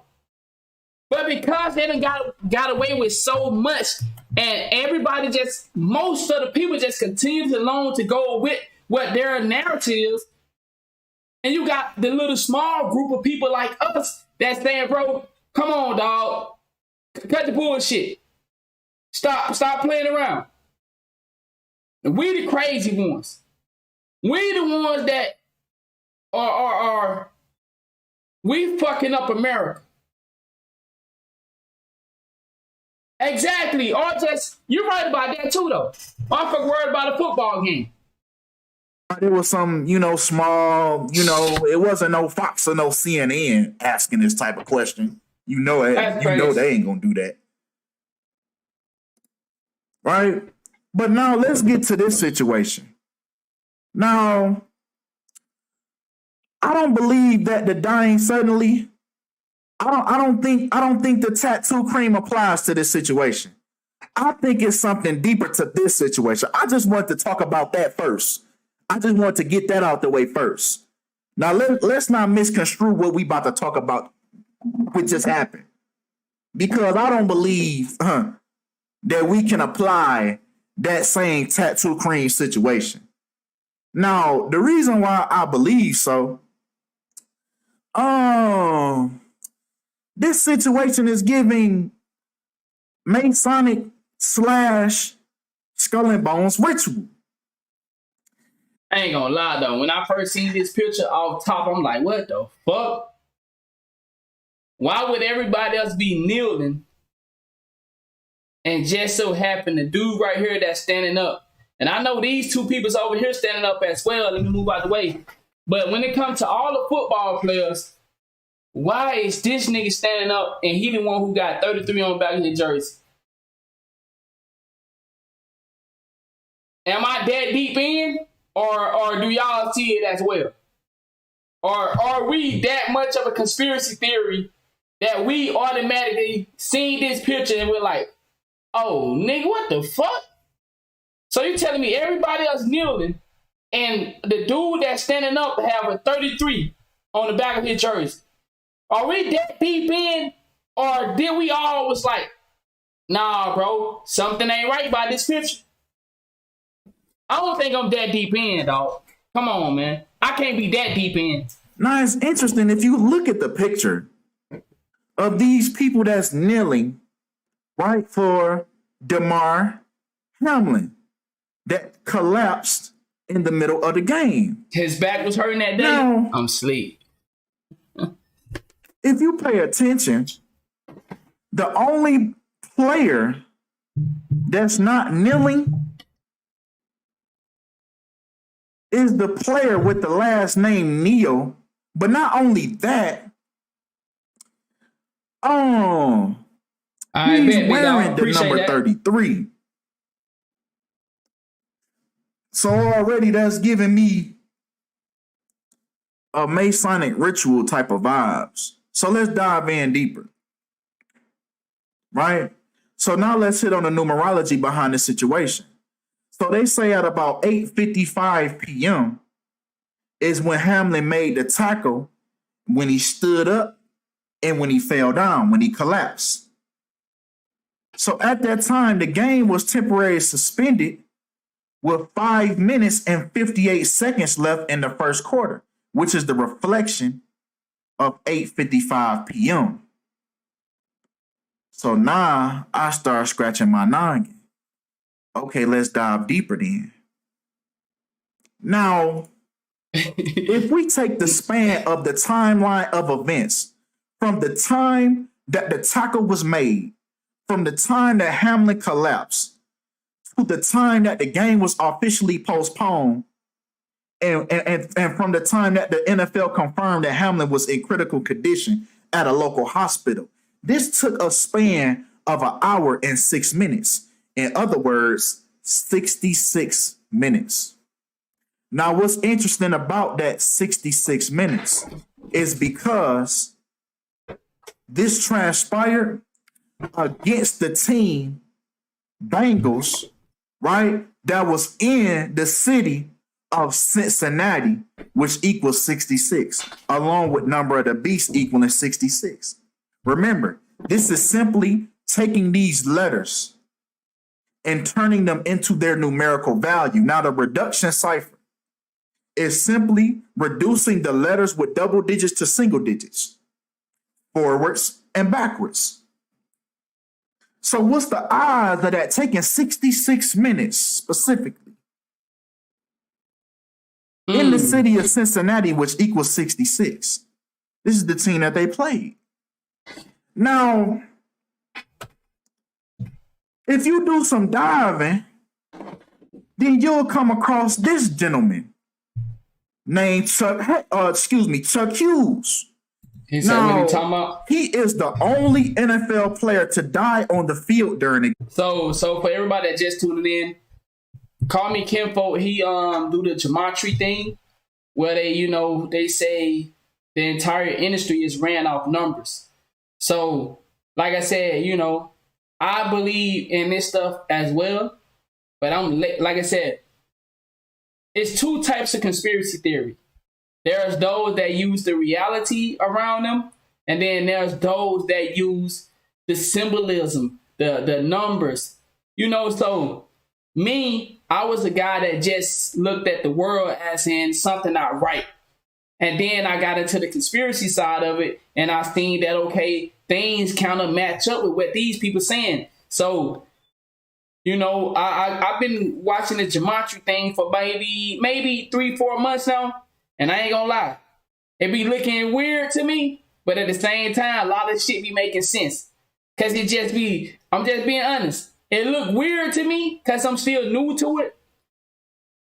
And I'm just going off of how I see the world. Like, nigga, I know it's something fucked up. I don't need no conspiracy to go with it. I know them people saying went to the moon. I ain't need nobody to come and try to give me no breakdown. Nah, nigga, I know the people ain't went to the moon.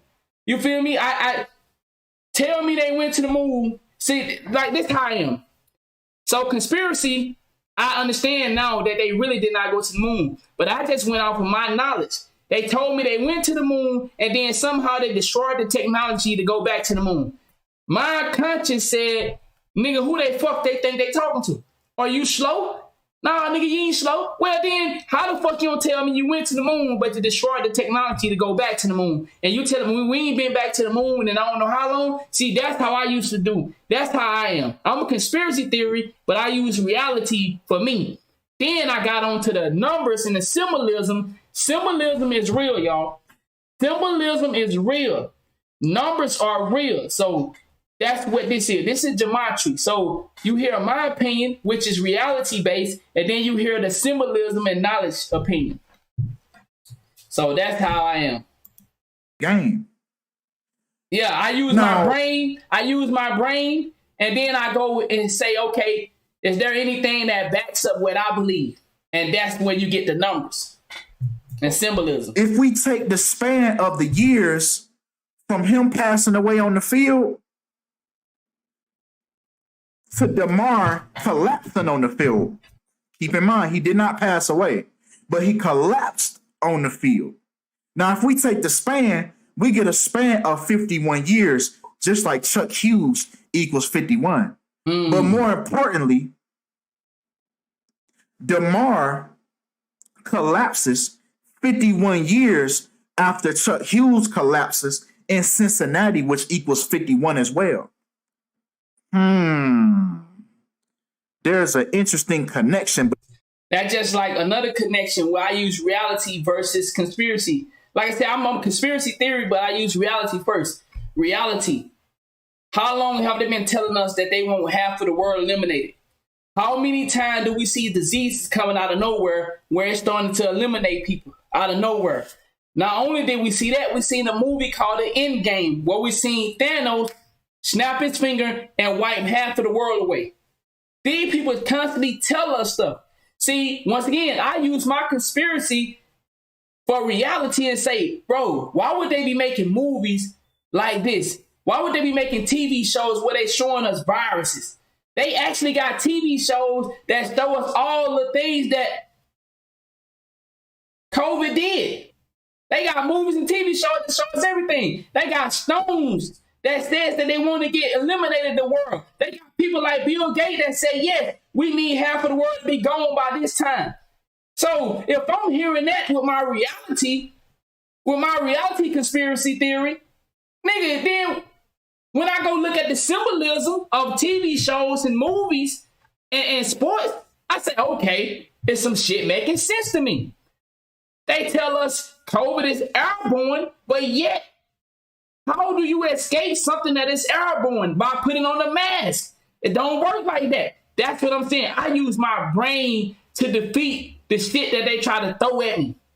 They tell me I'm a criminal just because I'm a black man. Who is saying that? That's the media. So then I go say, okay, what is the conspiracy behind it? Okay, boom. I continue to keep people in poverty. I use healthcare. How is healthcare the biggest scam in the world? Why? Because we put nothing but poor food in your community. So you're going to be on healthcare all your life. All you get to eat is the regular bullshit that's in your community. You don't got no money to travel and get no good food. Like all this stuff that goes on, I can go on and on and on. Look at the tight jeans. I say, why do they have us wearing tight jeans? And you're going to hear it in this other documentary that we're going to watch where the nuts have to stay 2 degrees lower than the body temperature. So when we wearing these tight pants and we heating up the nuts, what are we doing? We're sterilizing ourselves. See, stuff like that. I say, I use my brain to say, why? Why is skinny jeans so popular? Skinny jeans is another form of birth control.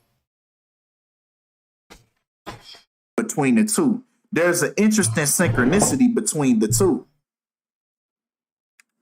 Right? Now, if we write his full name, interesting enough, Charles Frederick Hughes. We write his full name. God damn, straight, you own it. I didn't even see that yet, nigga.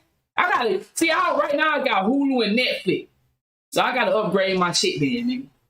Tuck Hughes was his nickname, but I'm gonna show you how they both tie in a second. Now, Charles Frederick Hughes equals 213 in the English language forwards. Hey, my bad to keep pausing. I know y'all hate when I pause it. But why do you think some people wonder why they can't have kids?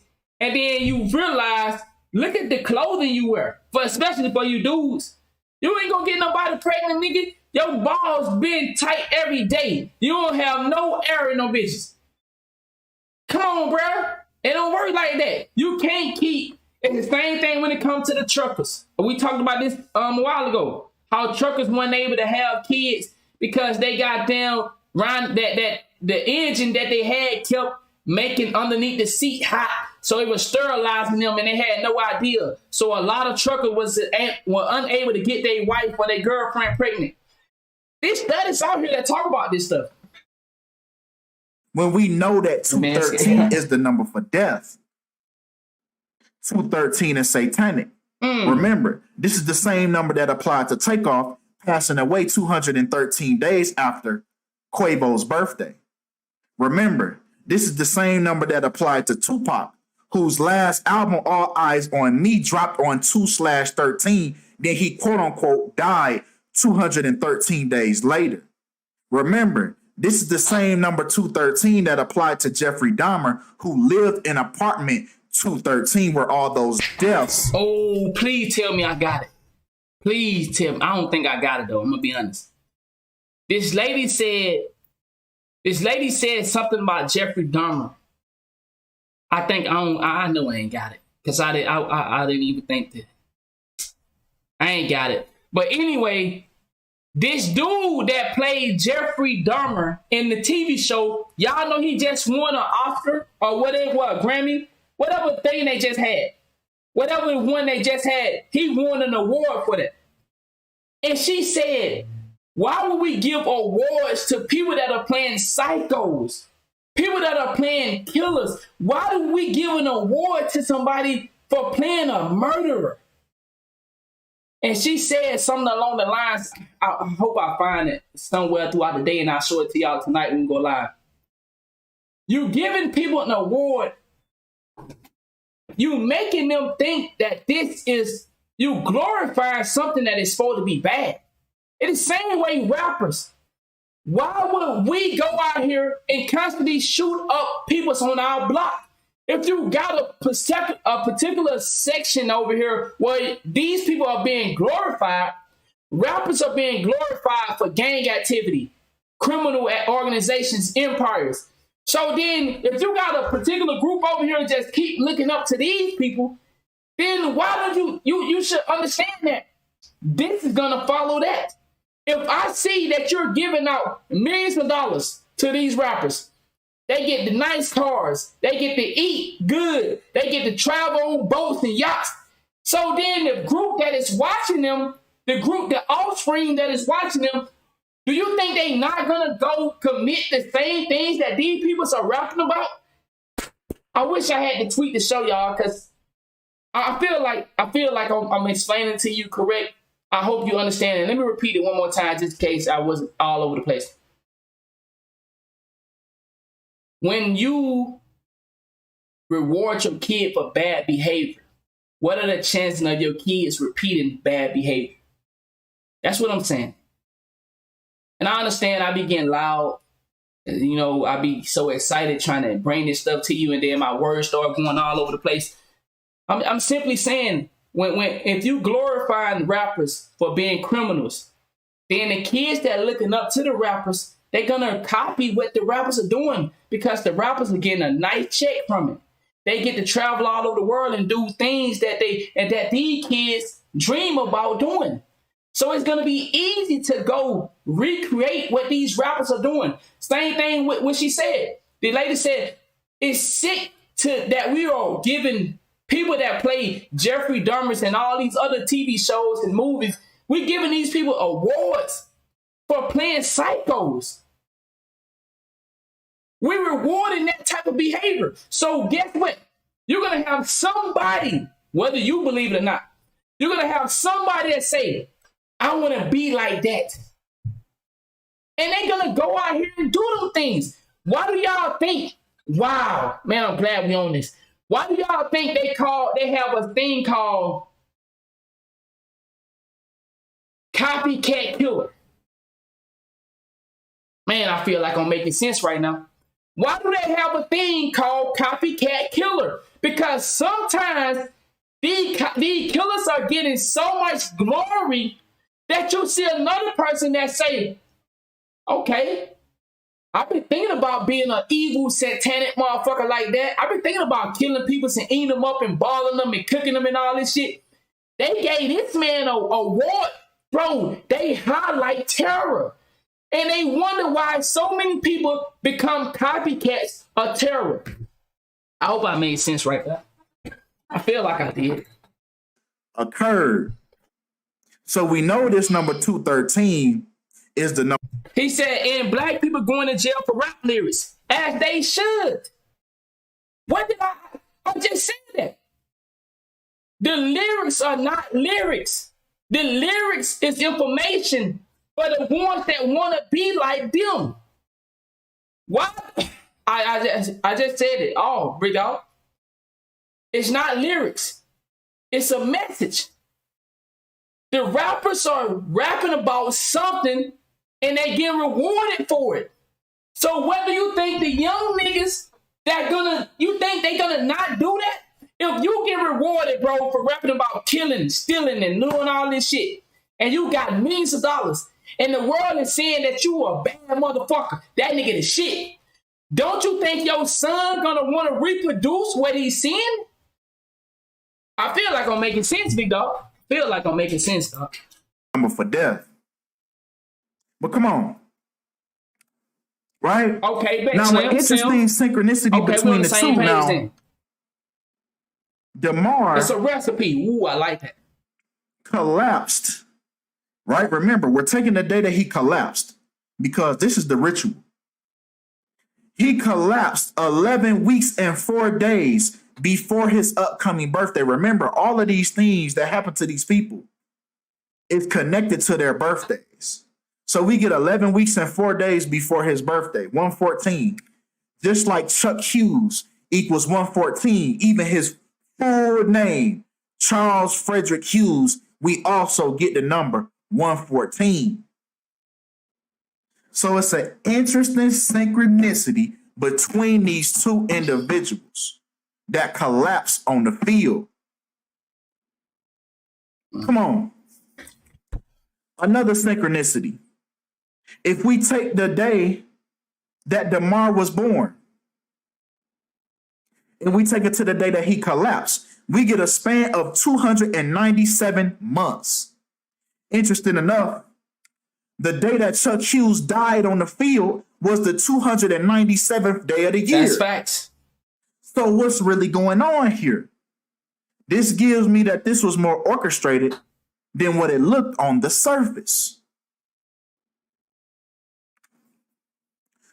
NFL star Demar Hamlin still in critical condition after cardiac arrest. Now, this cardiac arrest occurred 2 months. Yo, I got another download that just hit me.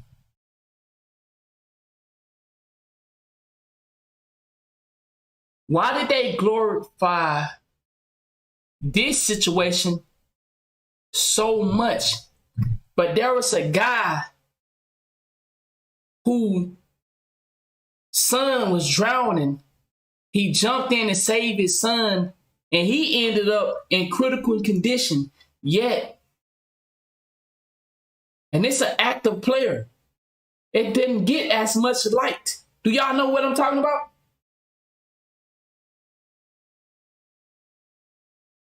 It's like they pick and choose which story to make hot. Same way when it comes to us. Many of us got young black boys and girls dying in the hood from gang violence.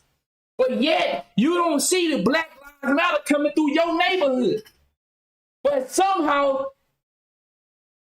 if a white man kill a black person, that right there gonna get national televised. It gonna get some support. But in the hood, there's violence every day. And ain't nobody bringing a motherfucking goddamn tour bus to come through and help out. Okay, you know about the situation I'm talking about with the young man.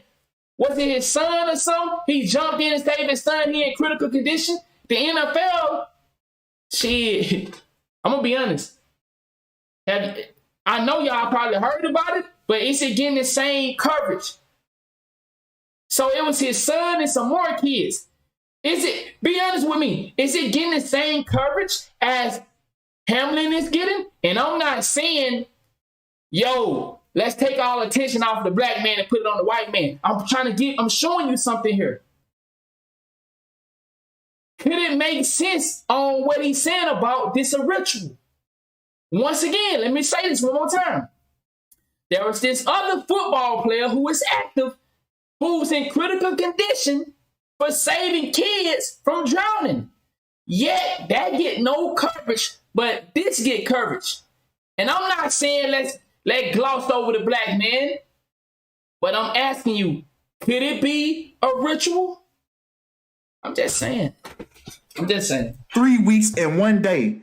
I'm just asking, why do some stories get put on the news and some don't? If we care about this thing called making the world better, hey, Black Lives Matter. There's some kids over here that's dying. Y'all don't want to cover this? Fuck them kids. Did they get killed by somebody white? Because we're going to get some money out of this shit. Who killed them? Well, it was little TJ from, fuck them kids. See, if we doing some harm to each other, there's no money off it for certain groups. But if somebody white kill us and there's some money to be made, then you see Black Lives Matter coming to your neighborhood and try to help out. Am I making sense? Okay, I wasn't supposed to be talking about that. My bad, Black Lives Matter. Y'all keep doing y'all thing. Before his upcoming birthday, just like cardiac arrest equals 231 in the English language in reverse. Interesting. 231. 213. Interesting. Now, Demar Romayel, I told y'all when I say these words and I don't know how to say these folks' names, it gonna sound like I know how to say these folks' names. Demar Romayel Hamlin, you hear me? We get 96 with the cardiac arrest that he endured, and we get the 96 forwards and backwards. So it was synchronized with his name. Now another thing with his name. My bad. I know y'all hate when I politics. Just think about this though, Trey. You have good people with good intentions that really believed in Black Lives Matter, which I find it so crazy. Why would we need to say black, white, or Mexican, or Hispanic, or Asian, or Jamaican, or anything, instead of saying all lives matters? You see what I mean? You see how they constantly bait us into race war? Do you see that? Why is there a thing called black girls magic, but there's no such thing called black boy magic? You see how they constantly, and then guess what?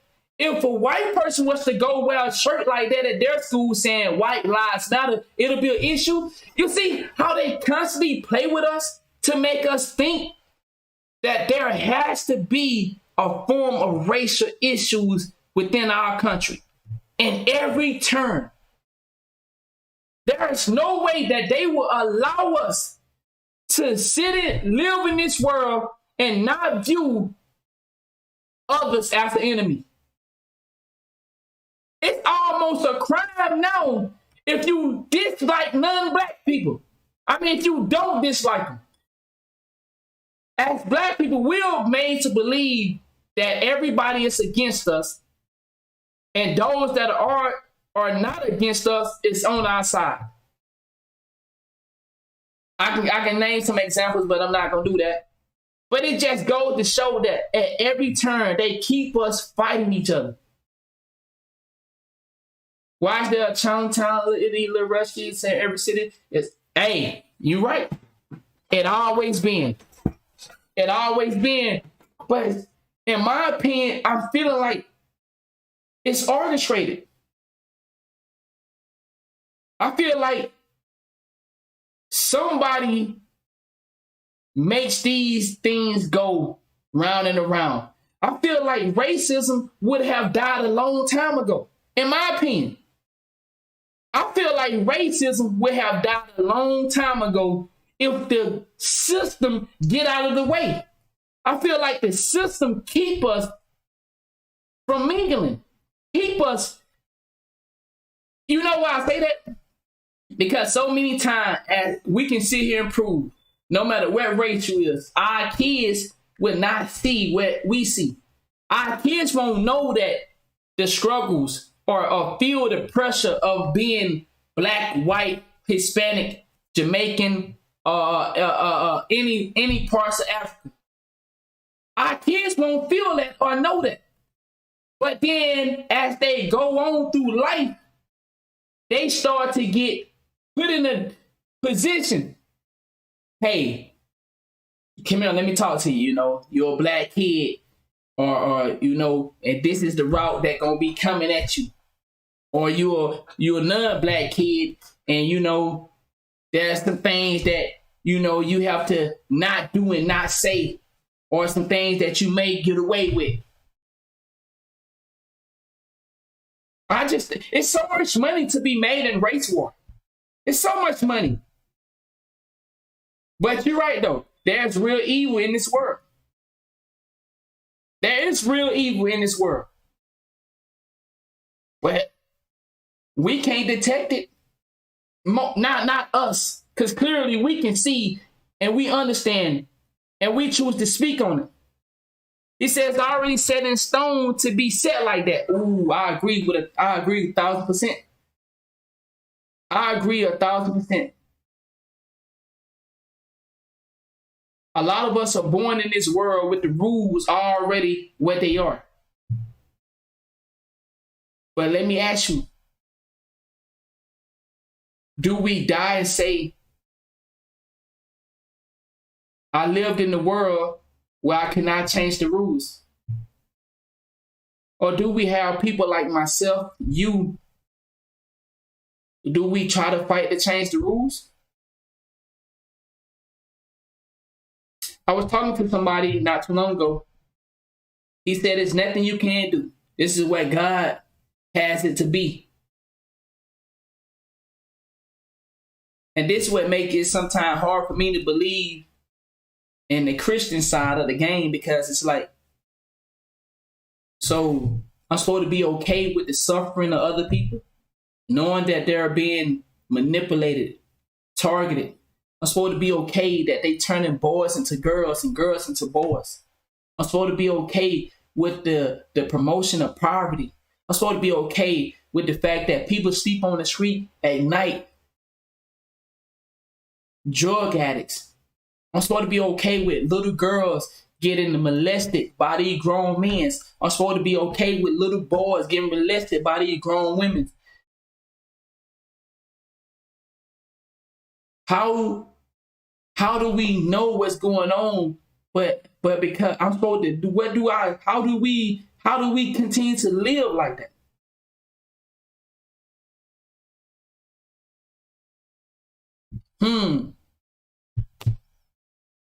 My bad. I'm gonna keep going with the story. I just, sometimes it's just saying though, like we know what's going on, but some of us don't want to fight. Why don't y'all want to fight so that we can really live? So many of us know that the work field is a slave mentality. But yet, if I say, yo, let's work together, so many people will be against that.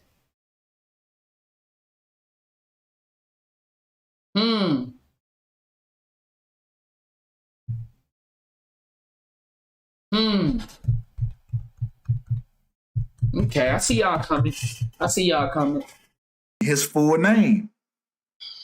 It's interesting that his full name equals 204, just like at the time of him collapsing, He's currently 24 years old when he was born on the 24th, and I didn't even plan that. I just happened to use this picture, but 213. Wow, that's crazy. But more importantly, with that 213 though, right? 21 plus 3, 24. I swear I did not plan that. I did not plan that. But come on. Another thing with his name, Demar Hamlin equals 111. And when you go onto his Instagram, he has 111 posts. So was he knowingly a part of this ritual?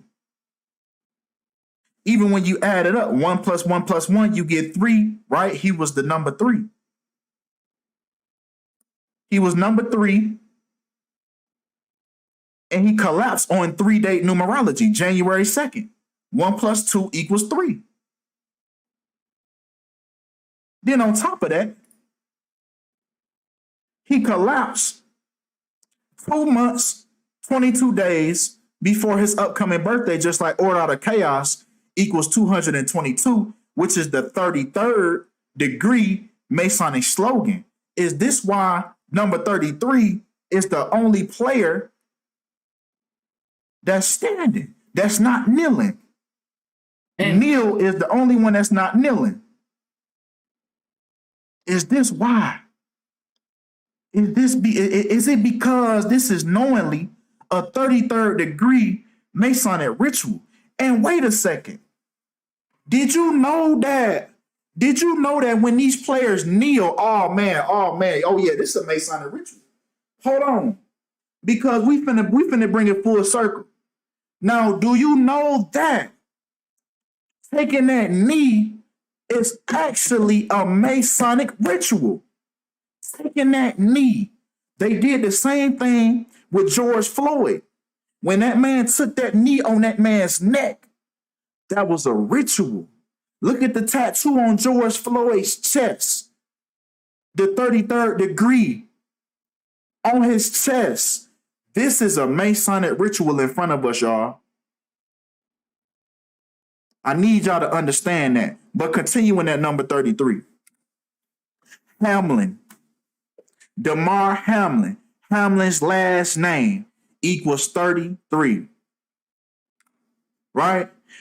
Draw it back to the first player ever in the NFL to pass away on the field. He passed away 33 weeks after his birthday. Look at the all-seeing eye in the background. The CBS, the all-seeing eye in the background. It's all connecting. It's all coming full circle. Right? Now, let's talk about the ritual. I don't know. I mean, my boy Straight said, is that why the number 33 was the only one standing? I don't know. I find it weird, though, that he's the only one standing, though. Like, I just find it weird. Once again, what you think? Like, why would everybody else be taking a knee and he standing up in the process? I mean, I don't know. Just, it's weird. Because Demar, did he have a leg cramp or something? I mean, I don't know. Collapsed 81 days before his upcoming birthday, just like Ritual and Bills. Some strange right? The team about he it, played for, the Buffalo Bills. Right? Equal 81 in the English language, forwards and backwards. Right? Also with Ritual, right? 27, with it happening on a Monday, right? Monday Night Football. Monday equals 27. Buffalo equals 27. Right? It happened to a Buffalo player. And what's so interesting is it happened in the Buffalo Bills' 63rd season, when Buffalo equals 63. Man, come on, man. Right? Now, this also happened 41 days before the Super Bowl, when the Super Bowl equals 41. Rituals for the Super Bowl. Right? It also happened 1 month, 1 week, and 3 days before the Super Bowl. The number for dishonesty. they lying about something. They being deceptive about something. Green screen, broadcasting, mainstream, perjury, not factual, not true, dishonest, divorce, bullshit, politics, illusions, disinfo, fiction, not honest, all equal 113. So what's really going on in this situation? Is it all mainstream fiction?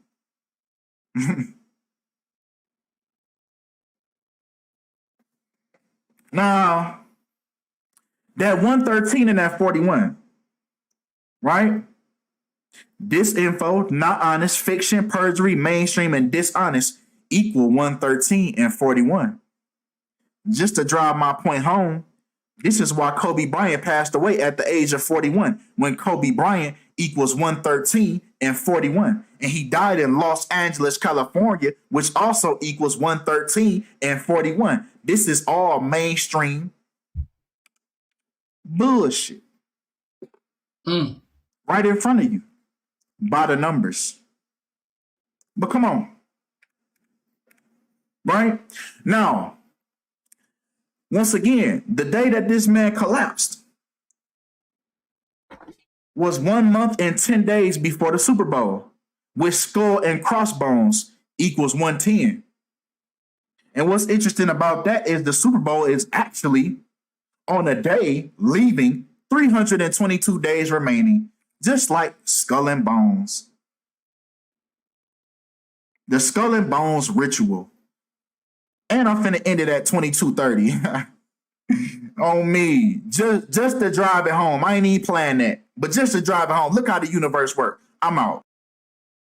Cause I gotta stick to the rules. That part. Damn. Well, that was interesting. Which is the reflect. That was interesting. A lot of strange things, man. A lot of strange things and a lot of shit that'll make you question something and start to ask questions, man. And I think that's one of the reasons churches didn't like me, because I would ask questions. I always believed in asking questions. I'm not just going to go along because everybody's saying go along. Why are we doing this? Why is we doing that? When, where, who, how? That's the thing about me.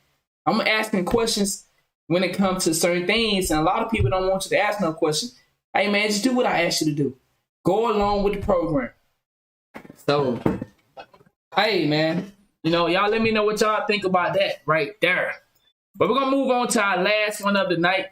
Of this morning, because like I said, from now on, we're going to start doing this. From now on. Now, this is somebody that I watched a lot coming up as a young kid. A lot of the things that I know about today, because I've been watching him, doing my own homework, and just paying attention to the world. One thing this man right here says a lot is, instead of talking, listen. Pay attention. And that's what I tell y'all. I get my reality from shutting up, looking. And when I look and I see something that is off, then I say, okay, I see something not right about this situation. That's when my conspiracy hat come on. First I look, listen, pay attention, then my conspiracy hat come on. So we're going to check out this interview right here, man, by Dick Gregory. We're going to be watching a lot of his interviews going forward with the way we do things.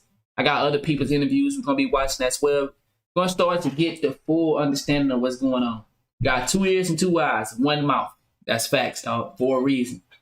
So y'all let me know what y'all think about this, man. Let's get into it. The first interviews were, I just did the count, as of today, you're over 3 million views in terms of all the clips and everything. Well, people are hungry for information.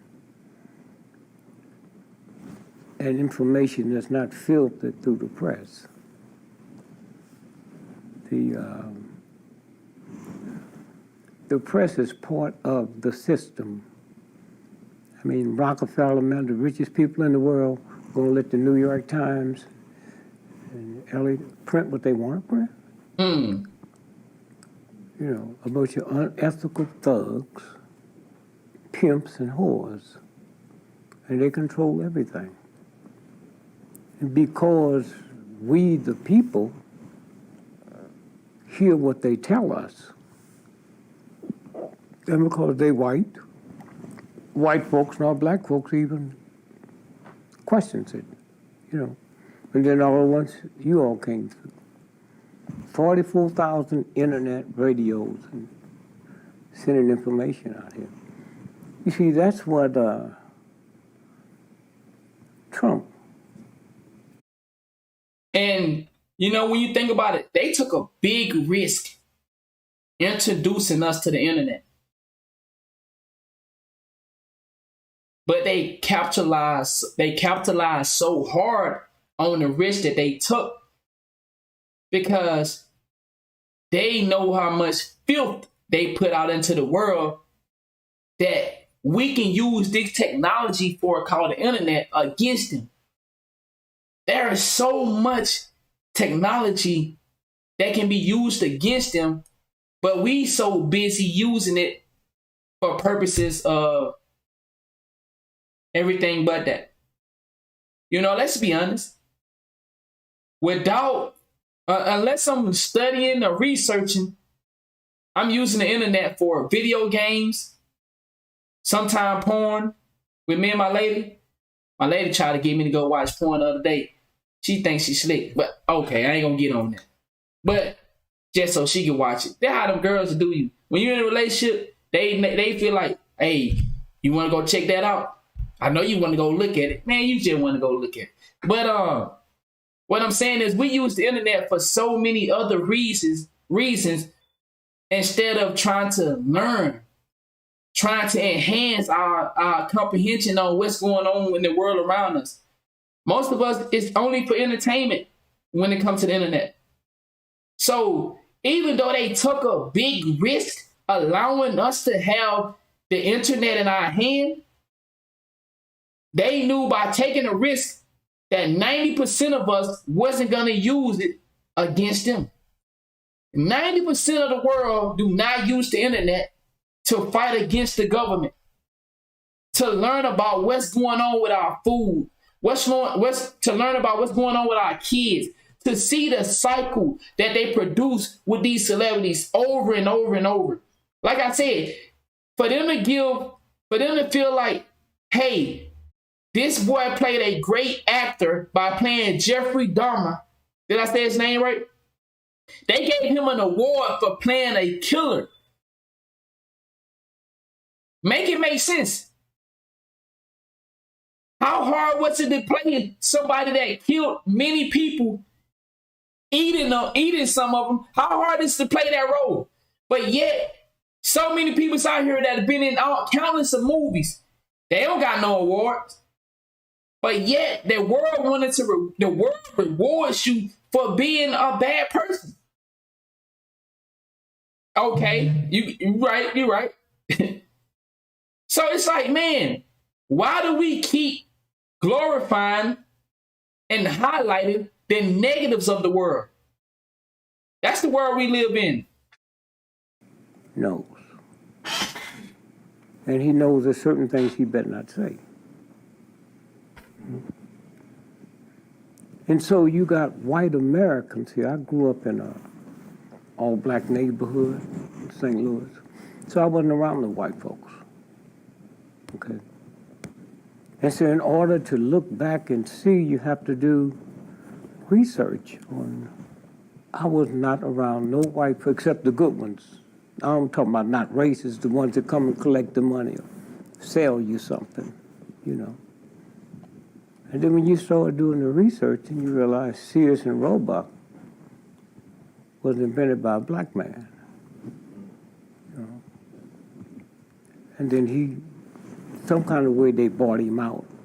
I don't mean negatively, but if you ever shopped at Sears and you get a bill, the store says Sears, but legally all the bills have to say Sears and Roebuck, or you don't have to pay them. Okay?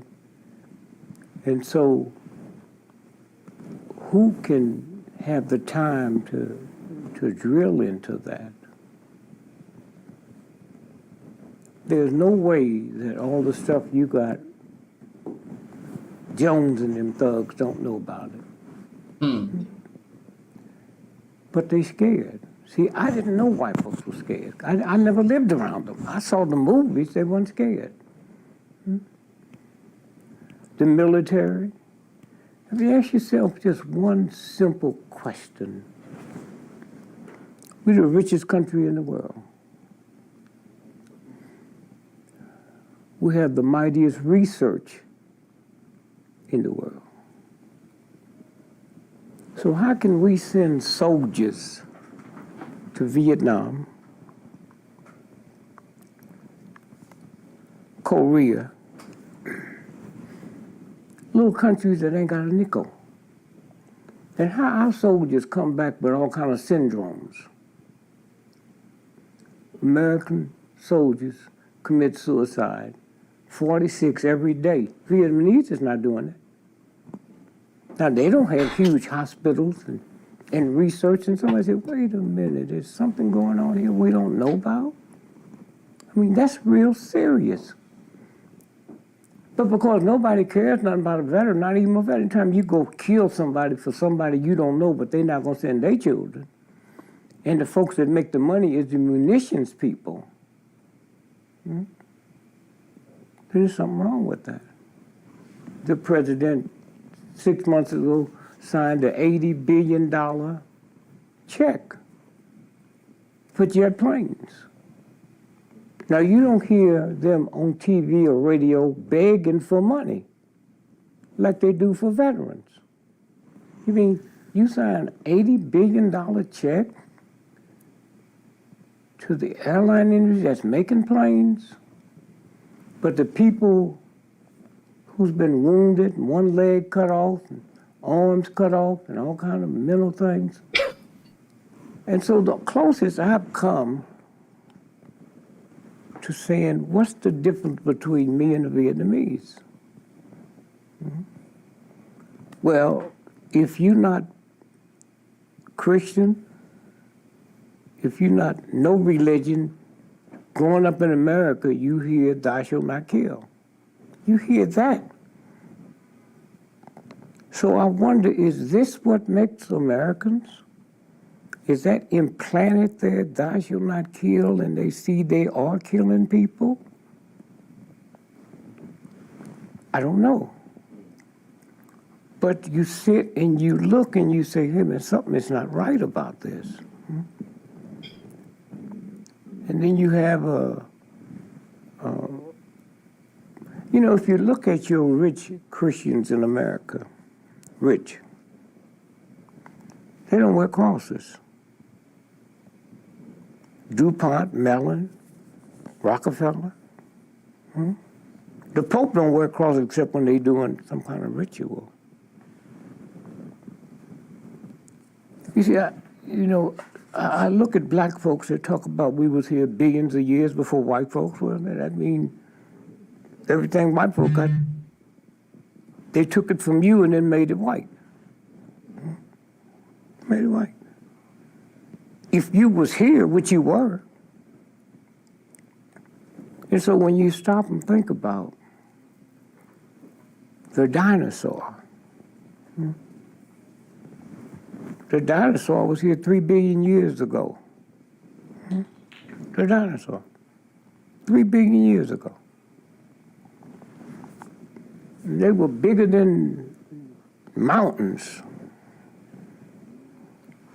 But what they didn't tell you, so was the butterfly here when the dinosaur was here. And so was the turtle. The turtle was here. Turtle's still here. And the jellyfish. And so when you move from the religion that we've been trained to the real, universal force. See, the word God means power. We never about no God. That's why they call the mob the Godfather. And you ain't heard nobody complain. Yeah, yeah, that's funny. I ain't never thought about that. You know, we don't supposed to use God's name in vain. But ain't nobody never complain about the word Godfather. So when you stop and think about the same God that made the moon and the sun and the rivers made me. So when I look at my hands, and I got 5 fingers on each hand, and it never changes. That God don't make no mistake. No mistake at all. Well, that's one of the things that I wanted to ask you about. We didn't get around to. I mean, you speak of the universal God, the power of the universe, and I was really curious. Like, are there things that we can do to tap into that power? You're born into it. It's like you're born with $10 billion in the bank, but they told you it wasn't there. It's still there. They can't steal it. They can use it as long as you don't know you have it. You know. And then you've been duped by your parents, and they didn't know. If my mother heard me talking on a show like this, she'd call the police. And that's my mother. This is the woman that would hawk her house to put bail money up if I actually murdered somebody. So when you sit and think about, here's that universal force. That's who made your hair, not Sears and Roebuck, not Target. Do you think that God put something on you that need to be cut off? Think about that. So, why is it that so many of us are still in the dark about this? Why wouldn't you be in the dark? You've been trained to be in the dark. Been trained. I mean, on Thanksgiving, we pray for the abundance. Now think about this for a minute. If I work for you and you pay me $1,000 a week, oh man. So one day I want to thank you. So do I give you a day for free or do I charge you $10,000? Which one? I guess I'd take the free day. Yeah, I'm not asking you, guess would you take? I said, if I'm talking about you, if I want to say thanks to you, do I give you a day for free or do I charge you $10,000? That's a simple question. Huh? I work for free. So on Thanksgiving, if that's the day we pray to the universe, thanks, then why don't we not eat that day? Why do you eat more that day than you eat any other day in the year? That's all I'm trying to say. You know, I'm not here to trick you or nobody else. Huh? And you can't trick me because I started off like you. Huh? I started off as ignorant. I had ignorant mother, ignorant father. Huh? I remember one day, my brothers and sisters said to my mother, you know, Richard don't say no blessing over food. And that scared her, because she's scared of God. So she grabbed my ears. I didn't know it was her. I looked around at her, I said, bitch, you out your motherfucking mind? She said, what'd you call me? I said, I called you a bitch.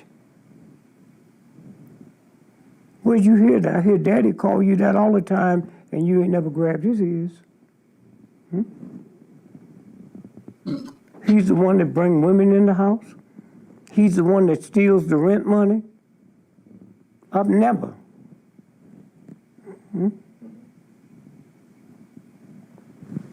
Why do I not say the blessing? The Indians taught us Thanksgiving. How many black folks do you know, including you, have ever said thanks to the Indians on that day?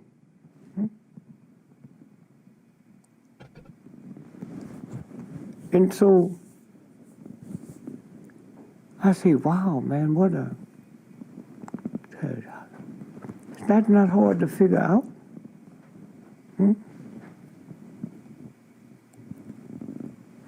And so 3 hours later, after my dad called all that and hit her and knocked her down, I hear him back in the back room making them strange sounds. So I made a deal with my mother. I said, if you come down the basement and pray over what I stole, I'll come up here and pray over what you stole. I'm a better thief than you. I just can't justify it by religion. I see you come out them rich white folks' homes and stole food and then come here and cook it and then want me to say the blessing over it? I don't pray over stolen food. I was 9 years old, man. Out here looking and seeing things. Didn't know what it meant. Went to church. Heard all the stories. Why would the universal force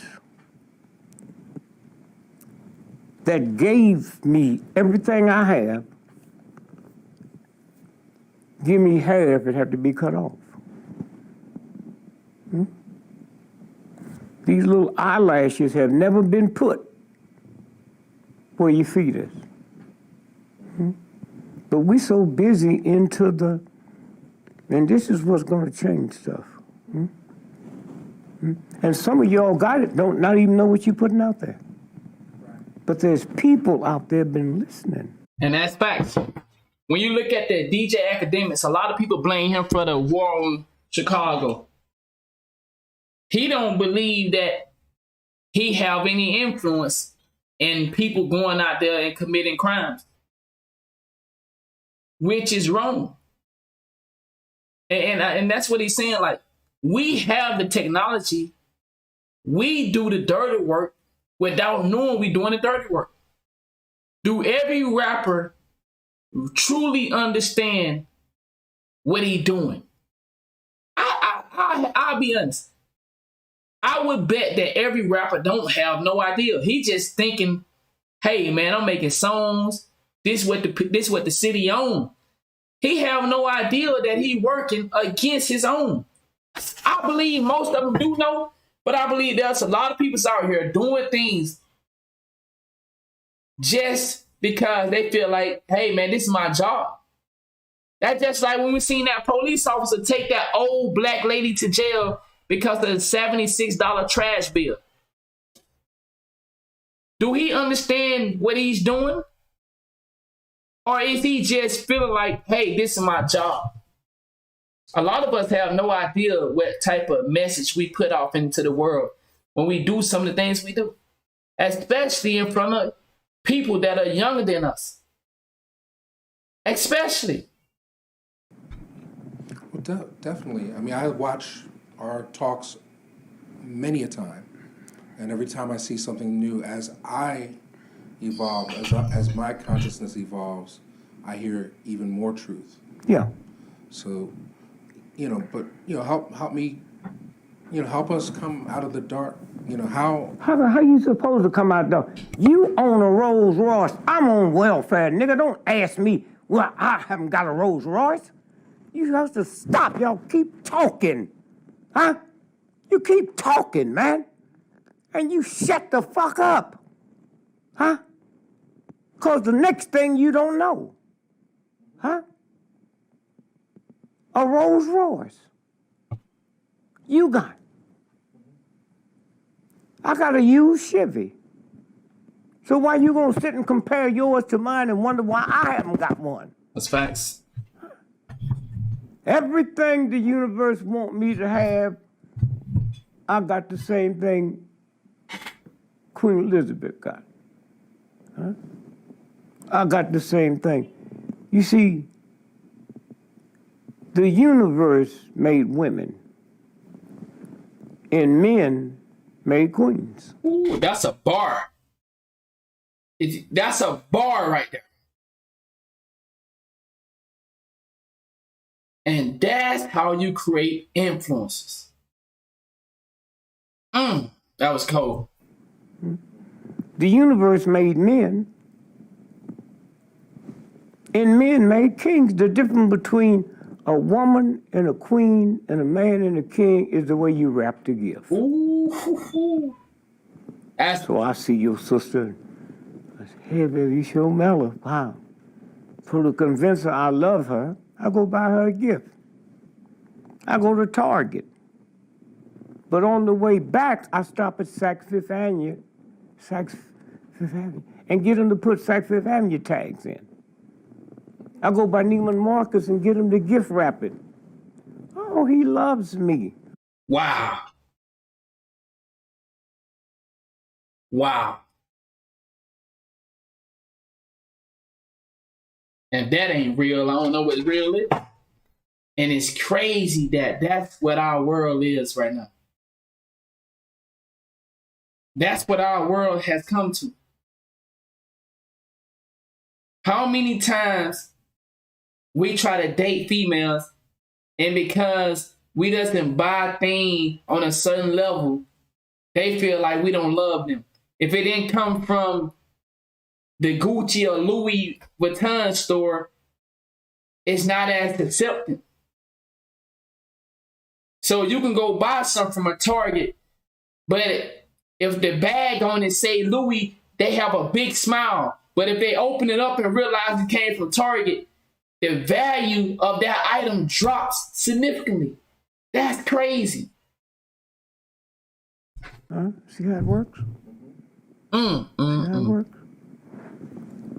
And so we give them special power to oversee us. And that's about to change now, because there's a new set of people. You know, one of the interesting stories about Nah, I haven't seen that, big dog. Fact dropping. He dropping a lot of gems. the guy that put an airline company together that embarrassed all the other airlines is JetBlue. He didn't believe in hiring nobody out of college. And the thing took off so fast, he had to go on the stock market to get money. That fast. So now he had to have a board of directors. He didn't own it no more. He got stock, cash, but when you're dealing with other people's money. So they asked him some questions, said, well, we can't use, so they fired him. Now in firing him, they had to give him X $1 billion worth of stock, cash. He's still with the company, but he don't make decisions. So then he ended up opening up PayPal. PayPal. Now how you gonna figure out something if you don't know that? You do the same thing my ignorant, leave it alone. So now he has the #1 airline company in the world in South America. Here's what he figured out.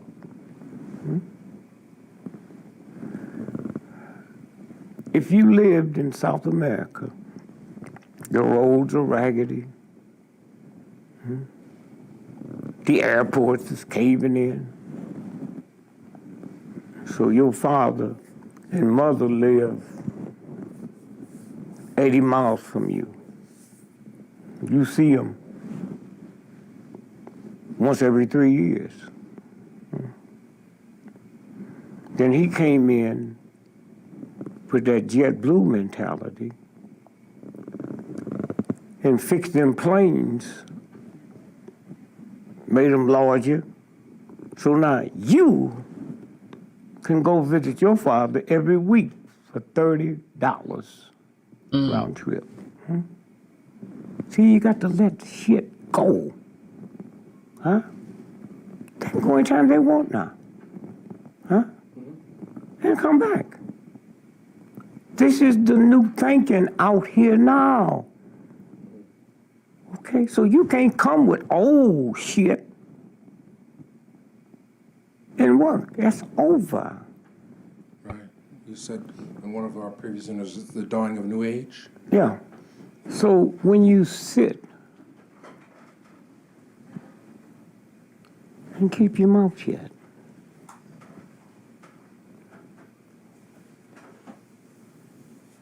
and you look at all them folks in Silicon Valley, it's a new group of thinkers. Those are what they call indigo children. They go out there broke. 2 years, they're billionaires. Billionaires. And they keep going. Some of them is government stuff. You know, I never believed in the woman that wrote Harry Potter. You stupid. She's in a home for poor folks. She's on welfare. And she writes a book that gives her billions of dollars. Please. Please. And then one day, the Japanese found out the hard way what a lot of us knew. Children start falling dead in the movies. And they realize that's mind control. It's just so simple. She did all that on welfare. No, somebody give it to her so they'll trust her. Nobody would trust. And so, consequently, when you look at the human body, when I was a little boy, I'm 85 this year, I was a little boy, I used to hear old men, you know, call their testicles too below. Too below. So if somebody come out and ask most folks what it two, you try to figure it out, you don't know. The sperms live at a temperature too below your body's temperature. It's simple. But not simple when ignorant folks is trying to figure it out. And so in the summertime, the testicles swing down. That's why the Arabs wear the baggy pants. In the wintertime, they swing up.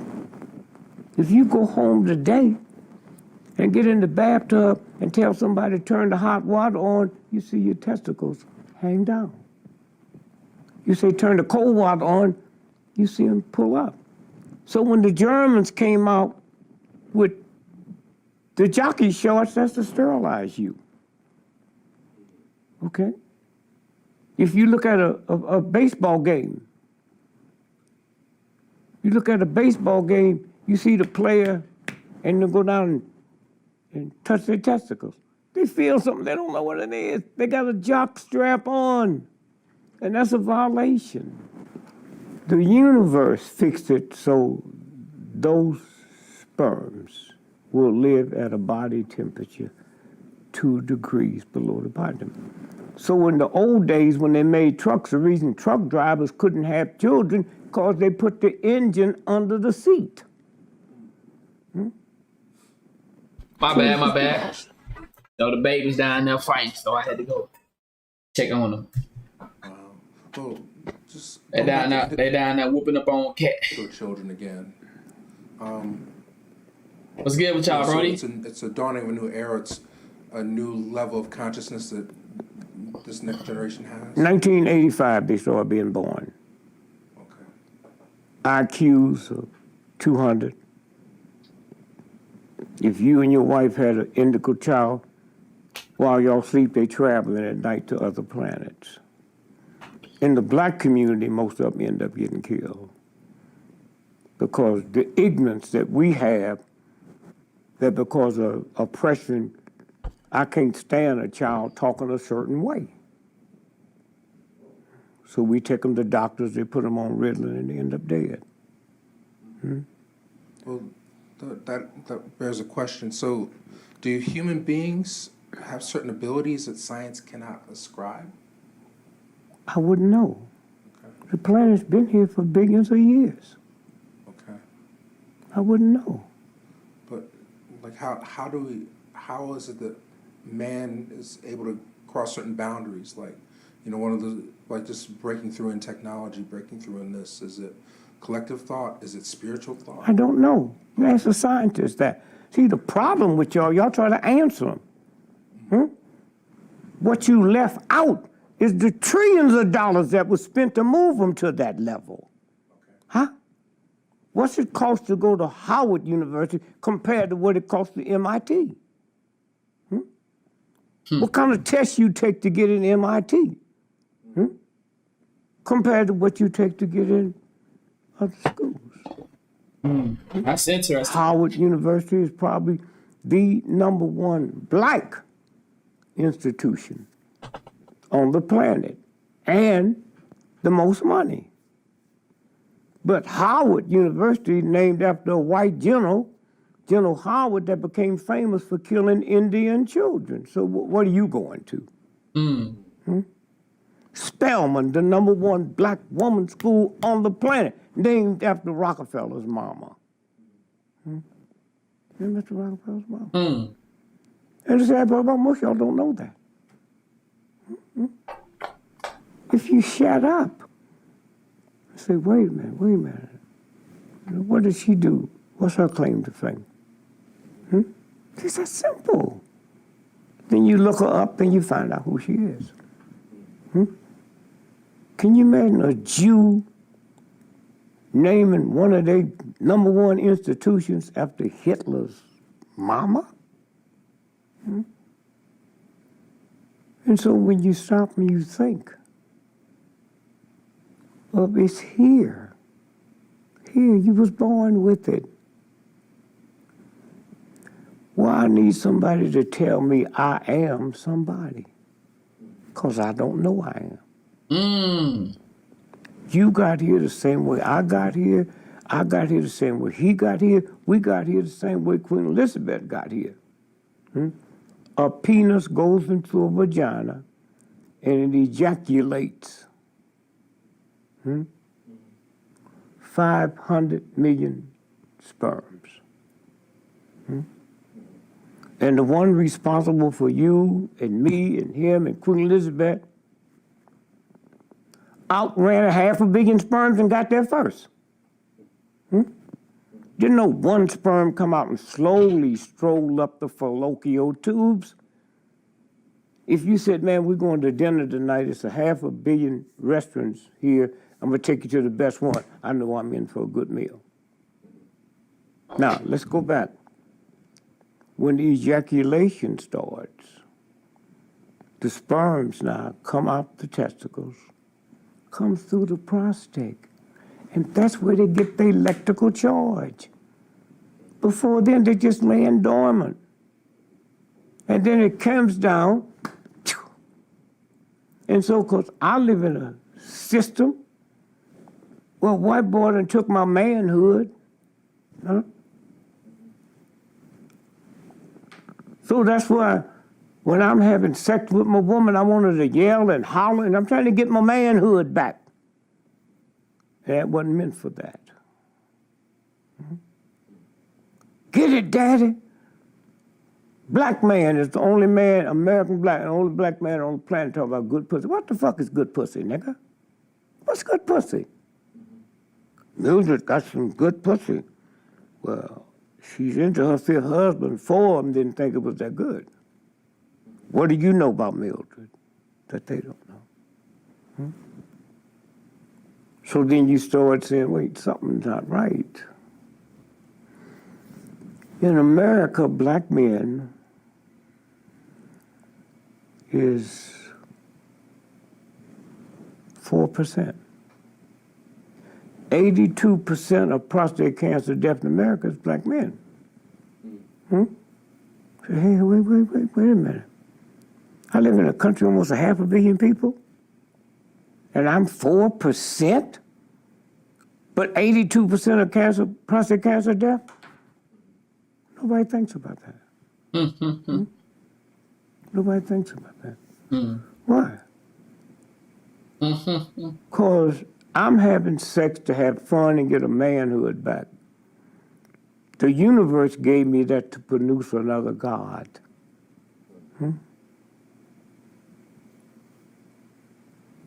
We the only man on the planet, a black American man, that call our black woman strong. You're strong, sister. But call your car beautiful. And I don't think it's no accident a cop will shoot your mama, your dad, your baby in the head 40 times, but won't shoot your car. Because it feels something that comes over you that would not let that happen. Do you know why more white women is dying now from heart strokes than black women? No. Okay. Because all at once the civil rights movement gave them laws to liberate them. You ever walk down the street and you get to the corner and they got that little indenture for wheelchairs? That came out the civil rights movement. And we didn't ask for it. They forgot to put for black only, so it covered everybody. A woman couldn't fly a plane before us, civil rights movement. A woman couldn't be a sky cap. A woman couldn't shine shoes at the airport. And then the civil rights movement came through, because before that, you could only be a stewardess, white only, a stewardess. You had to look like something out the center page of Playboy magazine. And because of our movement, you get on a plane now and see an old, ugly, short, fat white woman. We got her that job. That's simple. We got her that job. Nobody went through the type of slavery that black folks in America. And yet, something in me that white boy couldn't change. There's never been a slave where the slave owner hired the slave to take care of their children, to cook their food. And y'all don't even see that. Whatever it was they did, it didn't work. I'm not a killer. King took on the mightiest army in the history of the planet and beat him. Beat him with no gun. Hell, my punks running around talking about, we do this, you ain't gonna do a goddamn thing. Most of you don't even know the Black Panther was government agents. Huey Newton was a drug pusher for the government. Okay? And so when you look and see what they were doing, and so when they got ready to kill him, they told the whole world he died in a drug shootout. You know how stupid you got to be that you all have cameras and knowledge. And if somebody don't like y'all, hold a press conference, let's kill all the camera people. You don't tell nobody who you're gonna kill, the mob don't. So if you was a light-complected cop, married to a black woman, live in a black neighborhood, and you hear some black folks say, kill the white racist pig, police. You light-complected. You ain't never passed for white, but every time you see a black man. Psychological warfare. That's what they want. And then there's another thing. I lived in a neighborhood. I saw black folks whiter than white. White and white. See, the reason they stuff didn't work, they didn't qualify to see nothing but ignorant, knife-tooting, gun-shooting Negroes. You saw your uncle, who was a doctor, your mother, who was a principal. They didn't see that. So that's why they scared of me. I'm not scared of them because Your daddy was more white than any white person I ever saw in the movie. Huh? My aunt who's holding me, I see what, they never saw black folks. That's what they scared. That's what the I ones said they earlier. saw was the one they wanted them to see. The media. Now, how do you figure that out when you don't have the rhythm to figure it out? So now, how you gonna reform a cop? You white. You the prosecutor. You got to get elected. Huh? That county you live in, ain't no black folks in that county. So here's a white cop shoot 12 black folks dead. You think you gonna prosecute them? With them ignorant white folks that got to vote for you every 4 years and you buying a house, go send your children to college, you got to pay insurance. You can't change that till you understand that and change that. How many black folks go to jobs that's dangerous, but they can't stop? They can't stop, they got to keep going.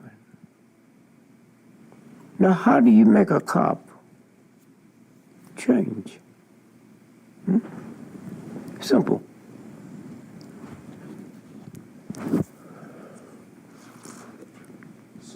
You pass legislation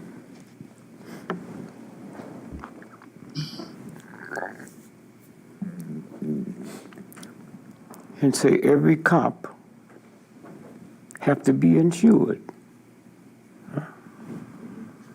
So we take out policy. Everybody carry a gun, have to be insured.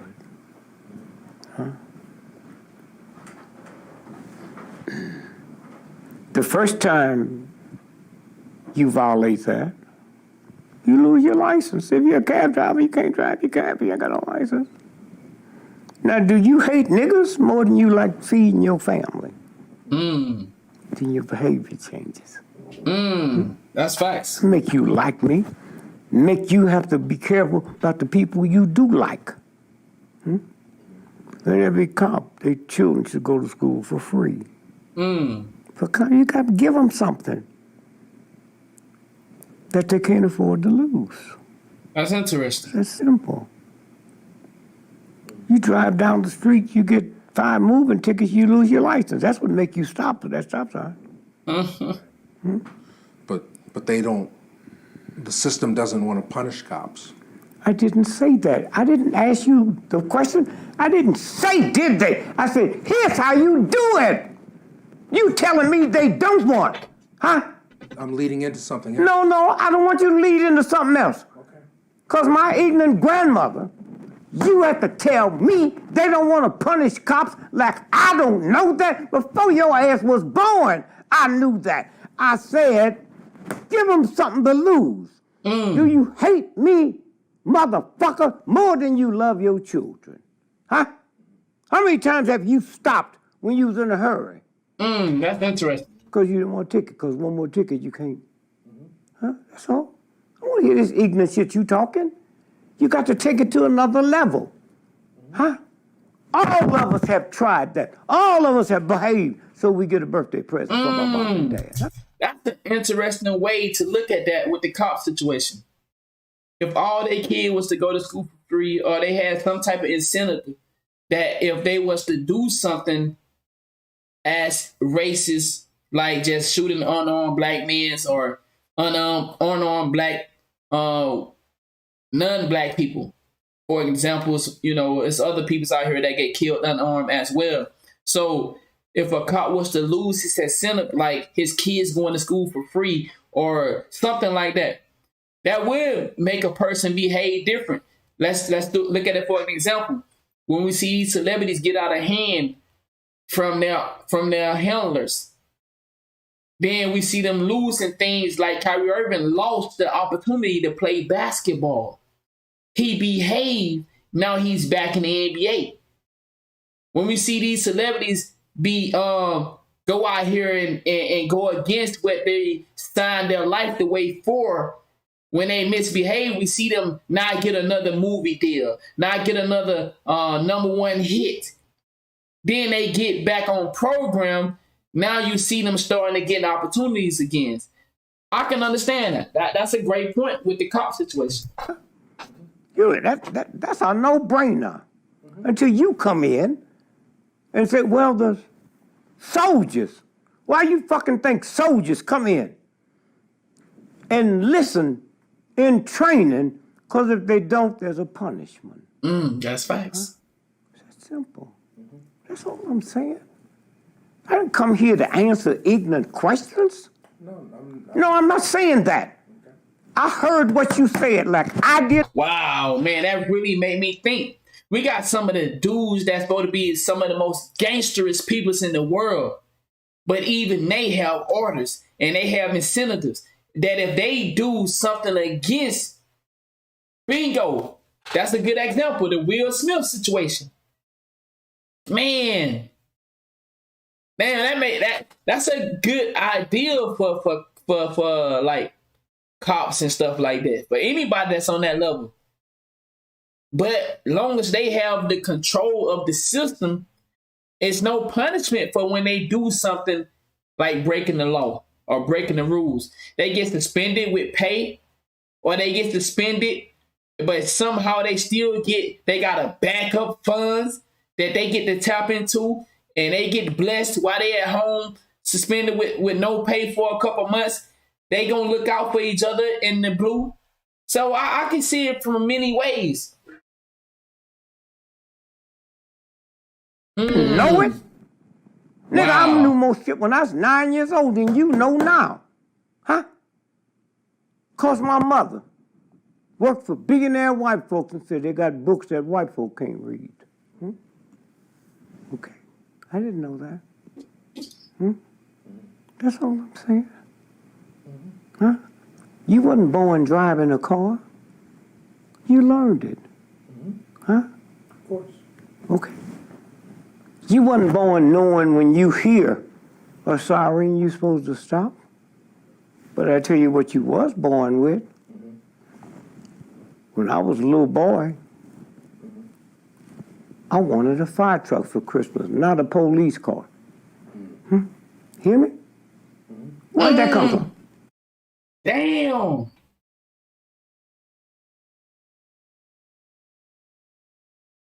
Bro, why's the average kid dream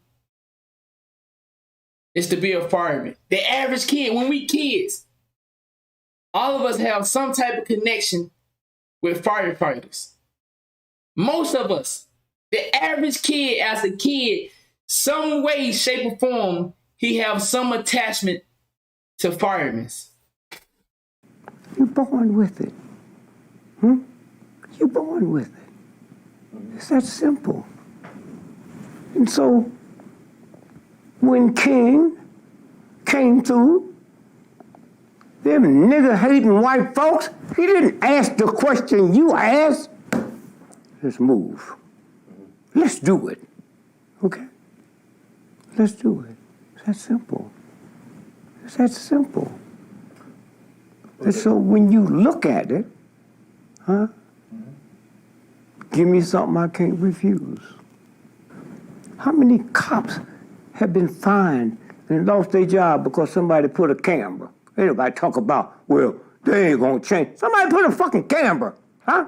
But long as you locked into some bullshit through this nigger shit they taught, you'll never change it.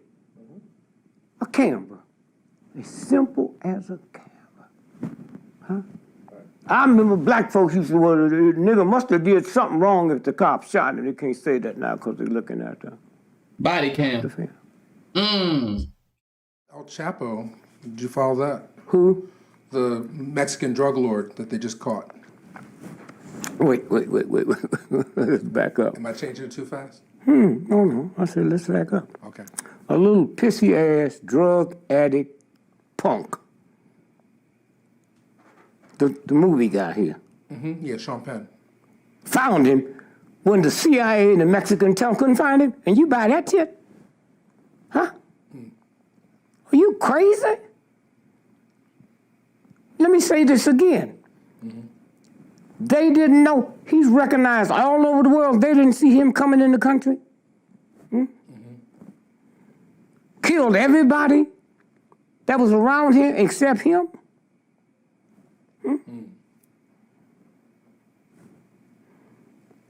See, some of the shit you should not ask or don't expect me to give you a question answer out of it. Okay. It's right there. Right there. But you have to ask another question. Them thousands of, here's the question you ask. All the drugs come over here from Mexico. That's what they tell us, right? Yeah. Then how come the Russians can't slip spies over here? If little children can slip in here, how come they can't slip KGB in here over the border? That's funny. What was the game? That's funny. Well, speaking of drugs, I mean, the more states are legal. I like shit like this that make you think, bro. It make you use your mind. It make you use one of the sense that God gave you, dog. It's amazing at how little we think about certain things. Legalizing marijuana. You know, what are the health benefits of marijuana? Are there health benefits to marijuana? Why is it being legalized now? Facts. I really don't believe you asked me that, but... Well, that was a question that was on that somebody asked me to ask you, but... About 300 years ago, America sent the scientists to Colombia to study hieroglyphics.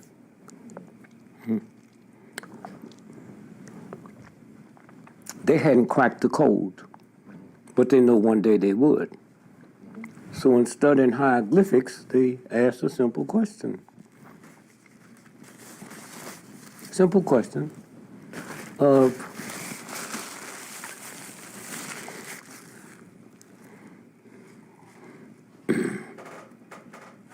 so they copied stuff, took pictures of stuff on the caves, drew stuff. So 150 years later, they cracked it. And here's what it said. White man, one day the white lady gonna do to your children what you have done to ours. And back then, cocaine wasn't called the white lady. The reason I said I'm surprised you asked me that. Every minute we've been together since you picked me up, 81% of everybody who OD'd in America is white folks. That's why I'm surprised. White folks. The number one drugged out state in America as of 2 months ago is Utah. The people of Utah, now the first responders say we could save a lot of them, but the folks, because of their religion, they want to clean up the house before they let us in. The second highest state is Sanders State. Ain't no black folks live there. No. The biggest thing they don't understand, and they'll hear it after they hear this, is 91% of those white folks that die. I mean, how could you not know that? Then if these cops was killing dogs like they killing black folk, the cops would have been in the elected chair. Okay? And so the people who run it know the problems they got it was white folks. Black folks ain't gonna do nothing. They come in here now and say, oh, you niggas get out of here, I'll kill you. I'll probably be the only. Wow. That's a bar. That's a bar. Wow. When we think about it, the people that is actually fighting the government is white people. Think about it. The people that actually fighting on the behalf of black people are white people.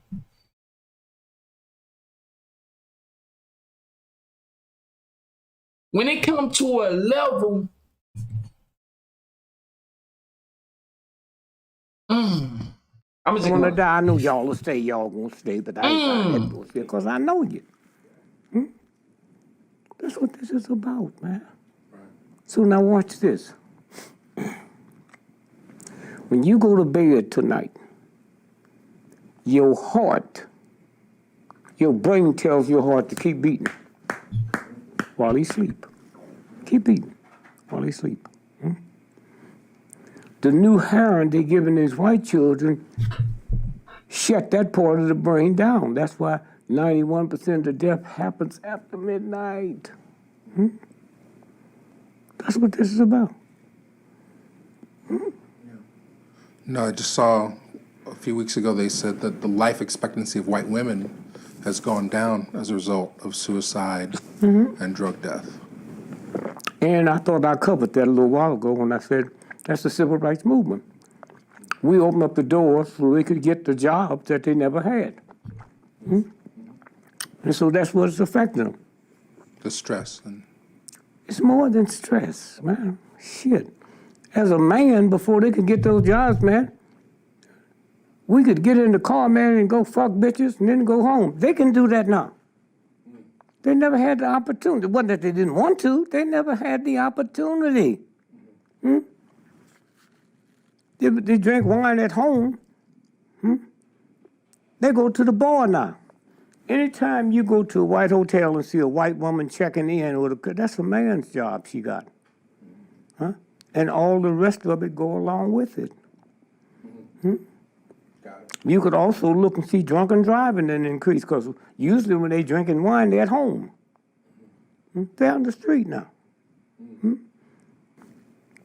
See, your birthday, the day you was born, not the year, the month, just the day you was born. The 20th. The 20th, okay. So you celebrate your birthday on the 19th, the day before. Okay. Christmas Eve party. It's the birthday of Jesus Christ. New Year's Eve, birthday of the new year.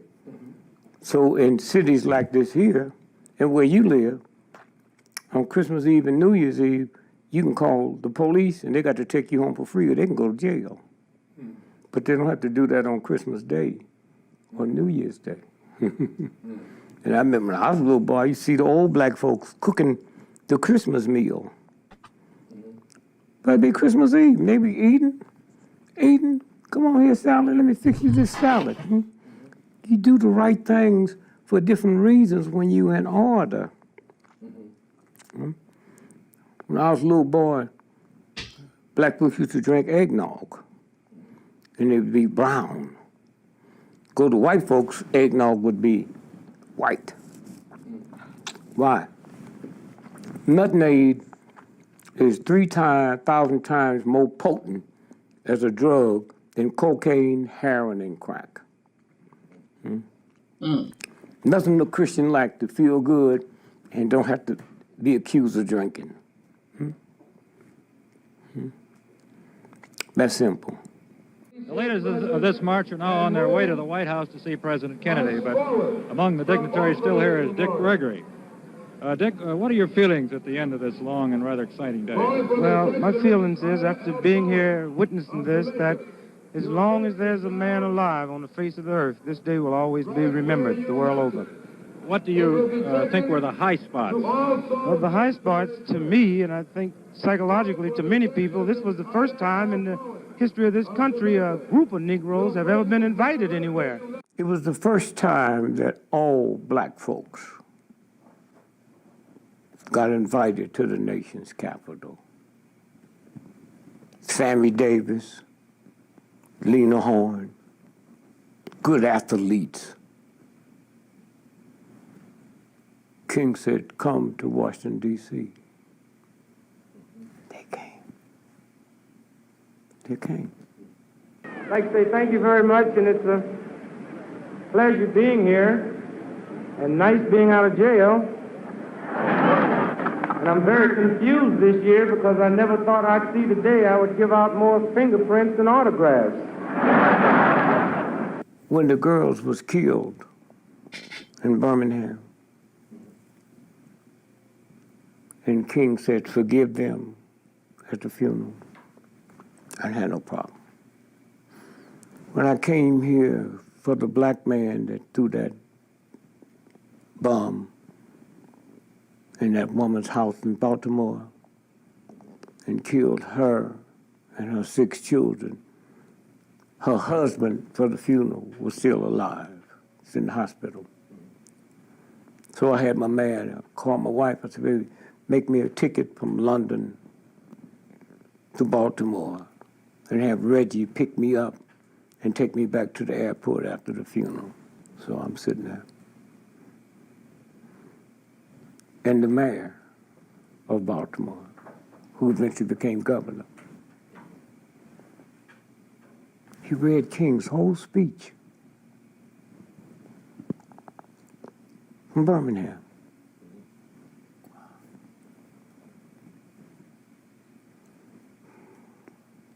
So when it get to the point where King said we should love them and not hate them, I couldn't do it, man. I can forgive them nigger-hating crackers. Have you ever tested yourself to see if that shit's in your head? I didn't know it was in mine. I couldn't say it, man. I couldn't say it. So I called my wife and said, baby, change my plane. I said, I can't say forgive this black man. I'm not leaving here until I can. So I finally got to the point where I said it, but I said it fast, you know, like you throw a brick and duck. I said, no, nigga. And I sit there. I didn't know I had it. I raised 10 fucking children with that shit in my head. Or did y'all just hear what he said though? This is why religion is so important. This is why I keep saying the pyramid scheme is what it is. We have been conditioned to believe against death, murder, steal. But yet, we have people that still send us to fight wars where we do the things that we supposed to be against. It makes it so hard for a person to remain sane when everything that their religion tell them to be against, they go and participate in. It'll make a person trippy out, man. Time and time again, we supposed to live in a world where we supposed to work hard to get to the next level. While the same person that believe in what we believe in, holding all the secrets to get there faster, safer, and not have to go through none of the things that we would go through to get to the next level. These same people make sure that we are conditioned to play ball through religion. And what I mean is, don't you go out and do anything wrong that would get you to the next level. And I'm not advocating that we go do things that are wrong, but I'm simply showing you, is look at the people that are running our world and ask yourself, did they live by the same God that they tell us to live by? I do believe in God.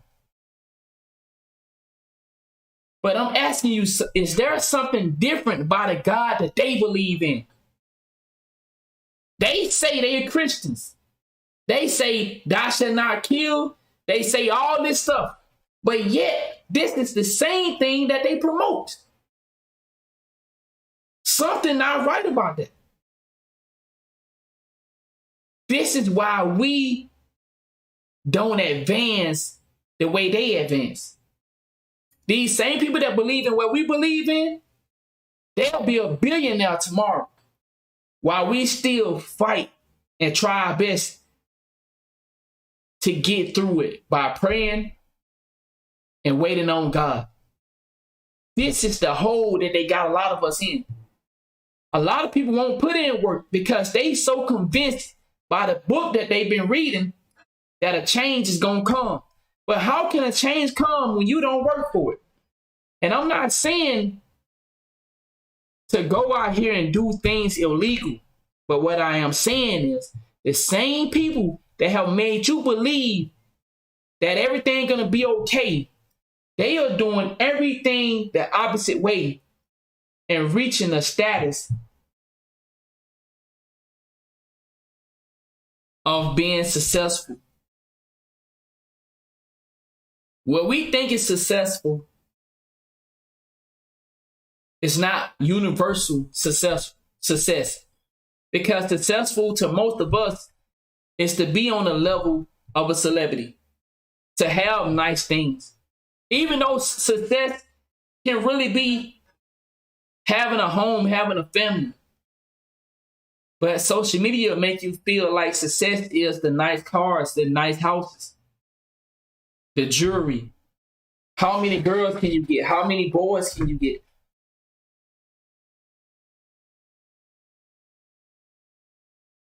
I think the coldest weapon that the world has is religion. They use religion against us every day.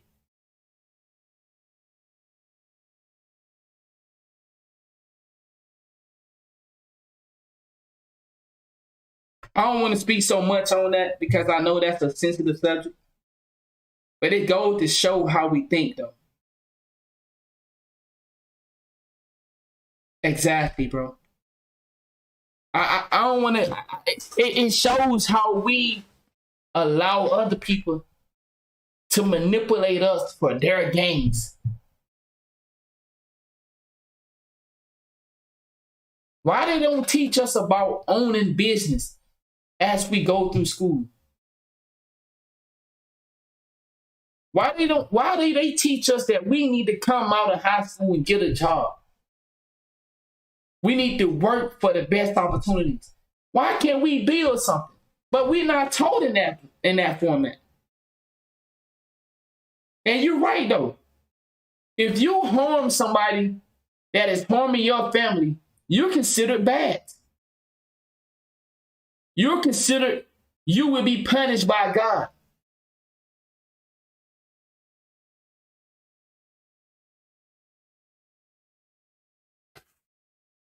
It's a lot of things I be wanting to speak on when it comes to that type of stuff.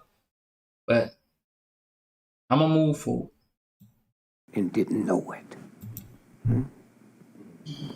Where'd it come from?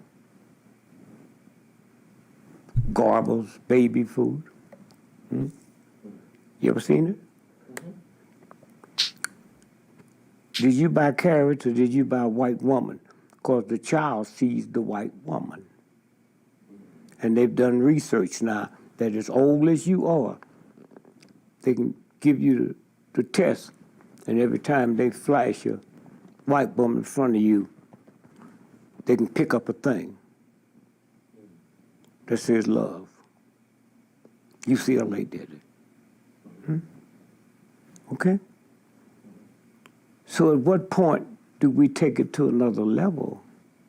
What do you think the day has accomplished for the movement? I think this day, not only for the movement, but for America. I think peoples all over the world will know how loyal the Negro is to America, how much we feel towards the problems here, how much we feel towards America. Because it's a heck of a thing for peoples all over the world to see the pictures coming out from Birmingham, hearing some of the Southerners make the nasty remarks they make. What appalls me more than anything is just how deep the psychological system goes.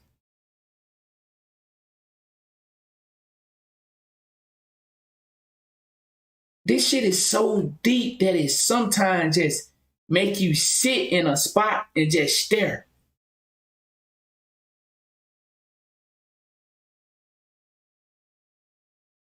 Damn, dog.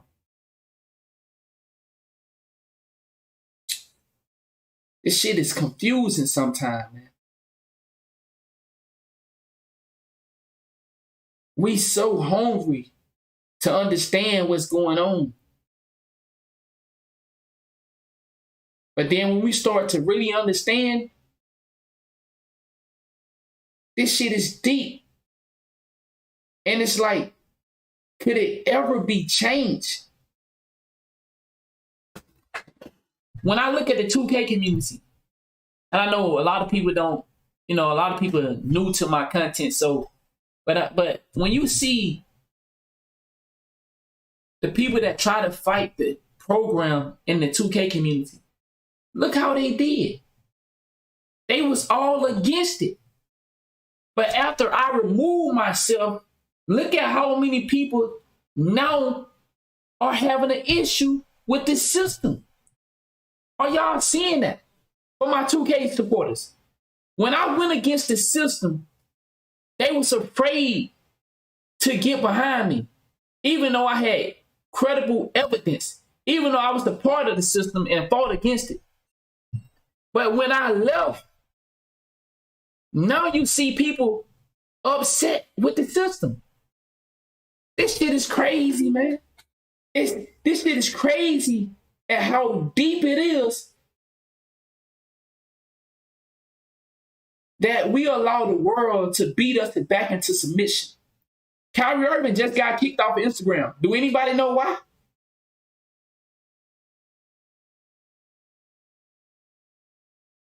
Exactly. That's what I mean. It should make you go crazy. When you fighting something that you can clearly see, and other people will look at you fight, but won't join you. But as soon as you say, man, I'm tired of fighting, that's when other people will come out and say, I'm ready to fight now. What the fuck?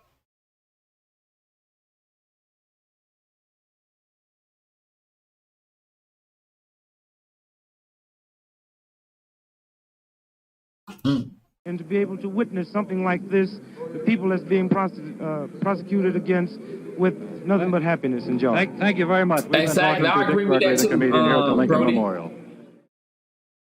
Queen turned 90. The Queen just turned 90. That was a big celebration. And coincidentally, it was the same day the Prince passed away. And it was the same day she was here in Washington, D.C. Front page of the Washington Post. Got her family dressed in pink, purple. And that's when she announced that Charles won't get, it's going to skip over him and point to the little boy, the Prince. The same day they killed Prince. They killed Prince on the plane. And that plane is owned by Warren Buffett.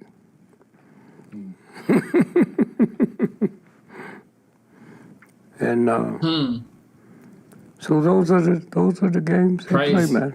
Well, let's talk about Prince, because you knew Prince, right? No, he knew me. Okay. He talked about me because of I don't hang out with entertainers. Okay. But there's no way that now they come out. I honestly believe, and I know sometimes it seems like I say that. Things I say might feel like I don't believe, but I believe we can change a lot of things. It's just gonna take enough people to see the same issue. See, the thing is, they have made people so comfortable with where they at in life, and things might be going right for them, that those people that have the power, the money, the influence to make a difference don't want a chance. Because like I said, how would you feel to be out here trying to do some Malcolm X shit and nobody get behind you? They just looking at your ass. How many people out here that are trying their best to get us to see the real, but we fight against them and throw shoes at them.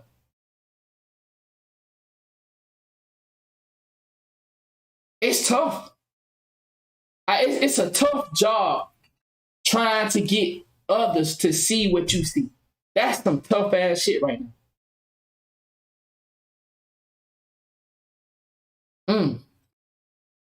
But I'm going to take a break, man. I got to go get on daddy duties.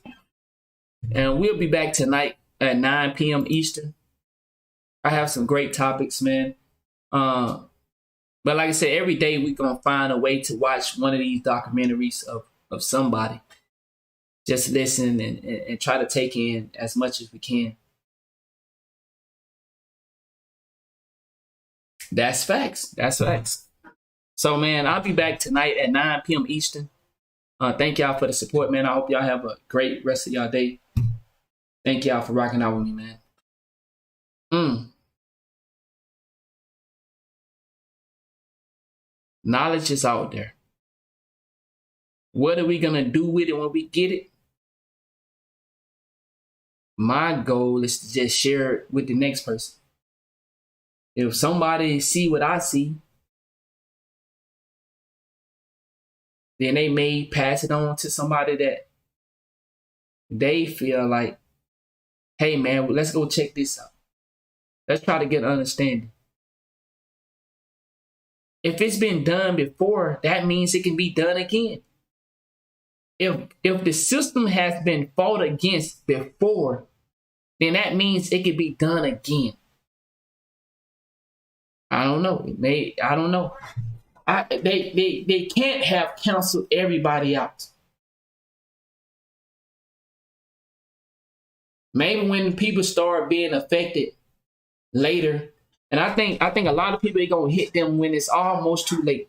It's like people are waiting for them to be the target. Y'all notice that? We have to be willing to die for it. I agree. We have to be willing to die. And it don't even mean physically. It can mean with media-wise. Your character may have to be sacrificed. You may not be able to be a part of these organizations. See, that's what I'm saying. Like, is Kyrie Irving willing to step away from basketball forever for what he believes in? You already seen that. His love for basketball is more important than what he say he care about. Kanye West. It's like you have to be willing to die with your fame. Your fame might not be as hot anymore. B.O.B. Waka Flocka. They not the same person that they was, but they still able to maneuver through this world. But you have to be comfortable with not being an A-list celebrity. And a lot of people ain't willing to go through this. For us poor people, we have to be honest with ourselves and be okay with understanding that we don't have it all right now. And a lot of us not willing to go through that. We say we do, but a lot of us not willing to be looked at as just a regular civilian. A lot of us don't want to go back to being homeless, fighting for a piece of bread. That's why you see some of these celebrities refuse to come out and speak against the system that has them in a chokehold. Because they don't want to go back to living the life that we live. They don't want to come down here and live this life anymore. But that's the only way we're going to be able to fix some things. People have to be willing to lose what they have. And that's easy said than done. Some of us have made these decisions. Some people say, I'm going to think about it. Let me get back to you on that.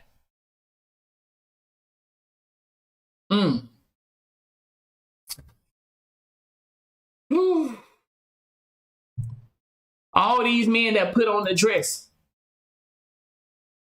You've seen what they said. Nah, I ain't doing that.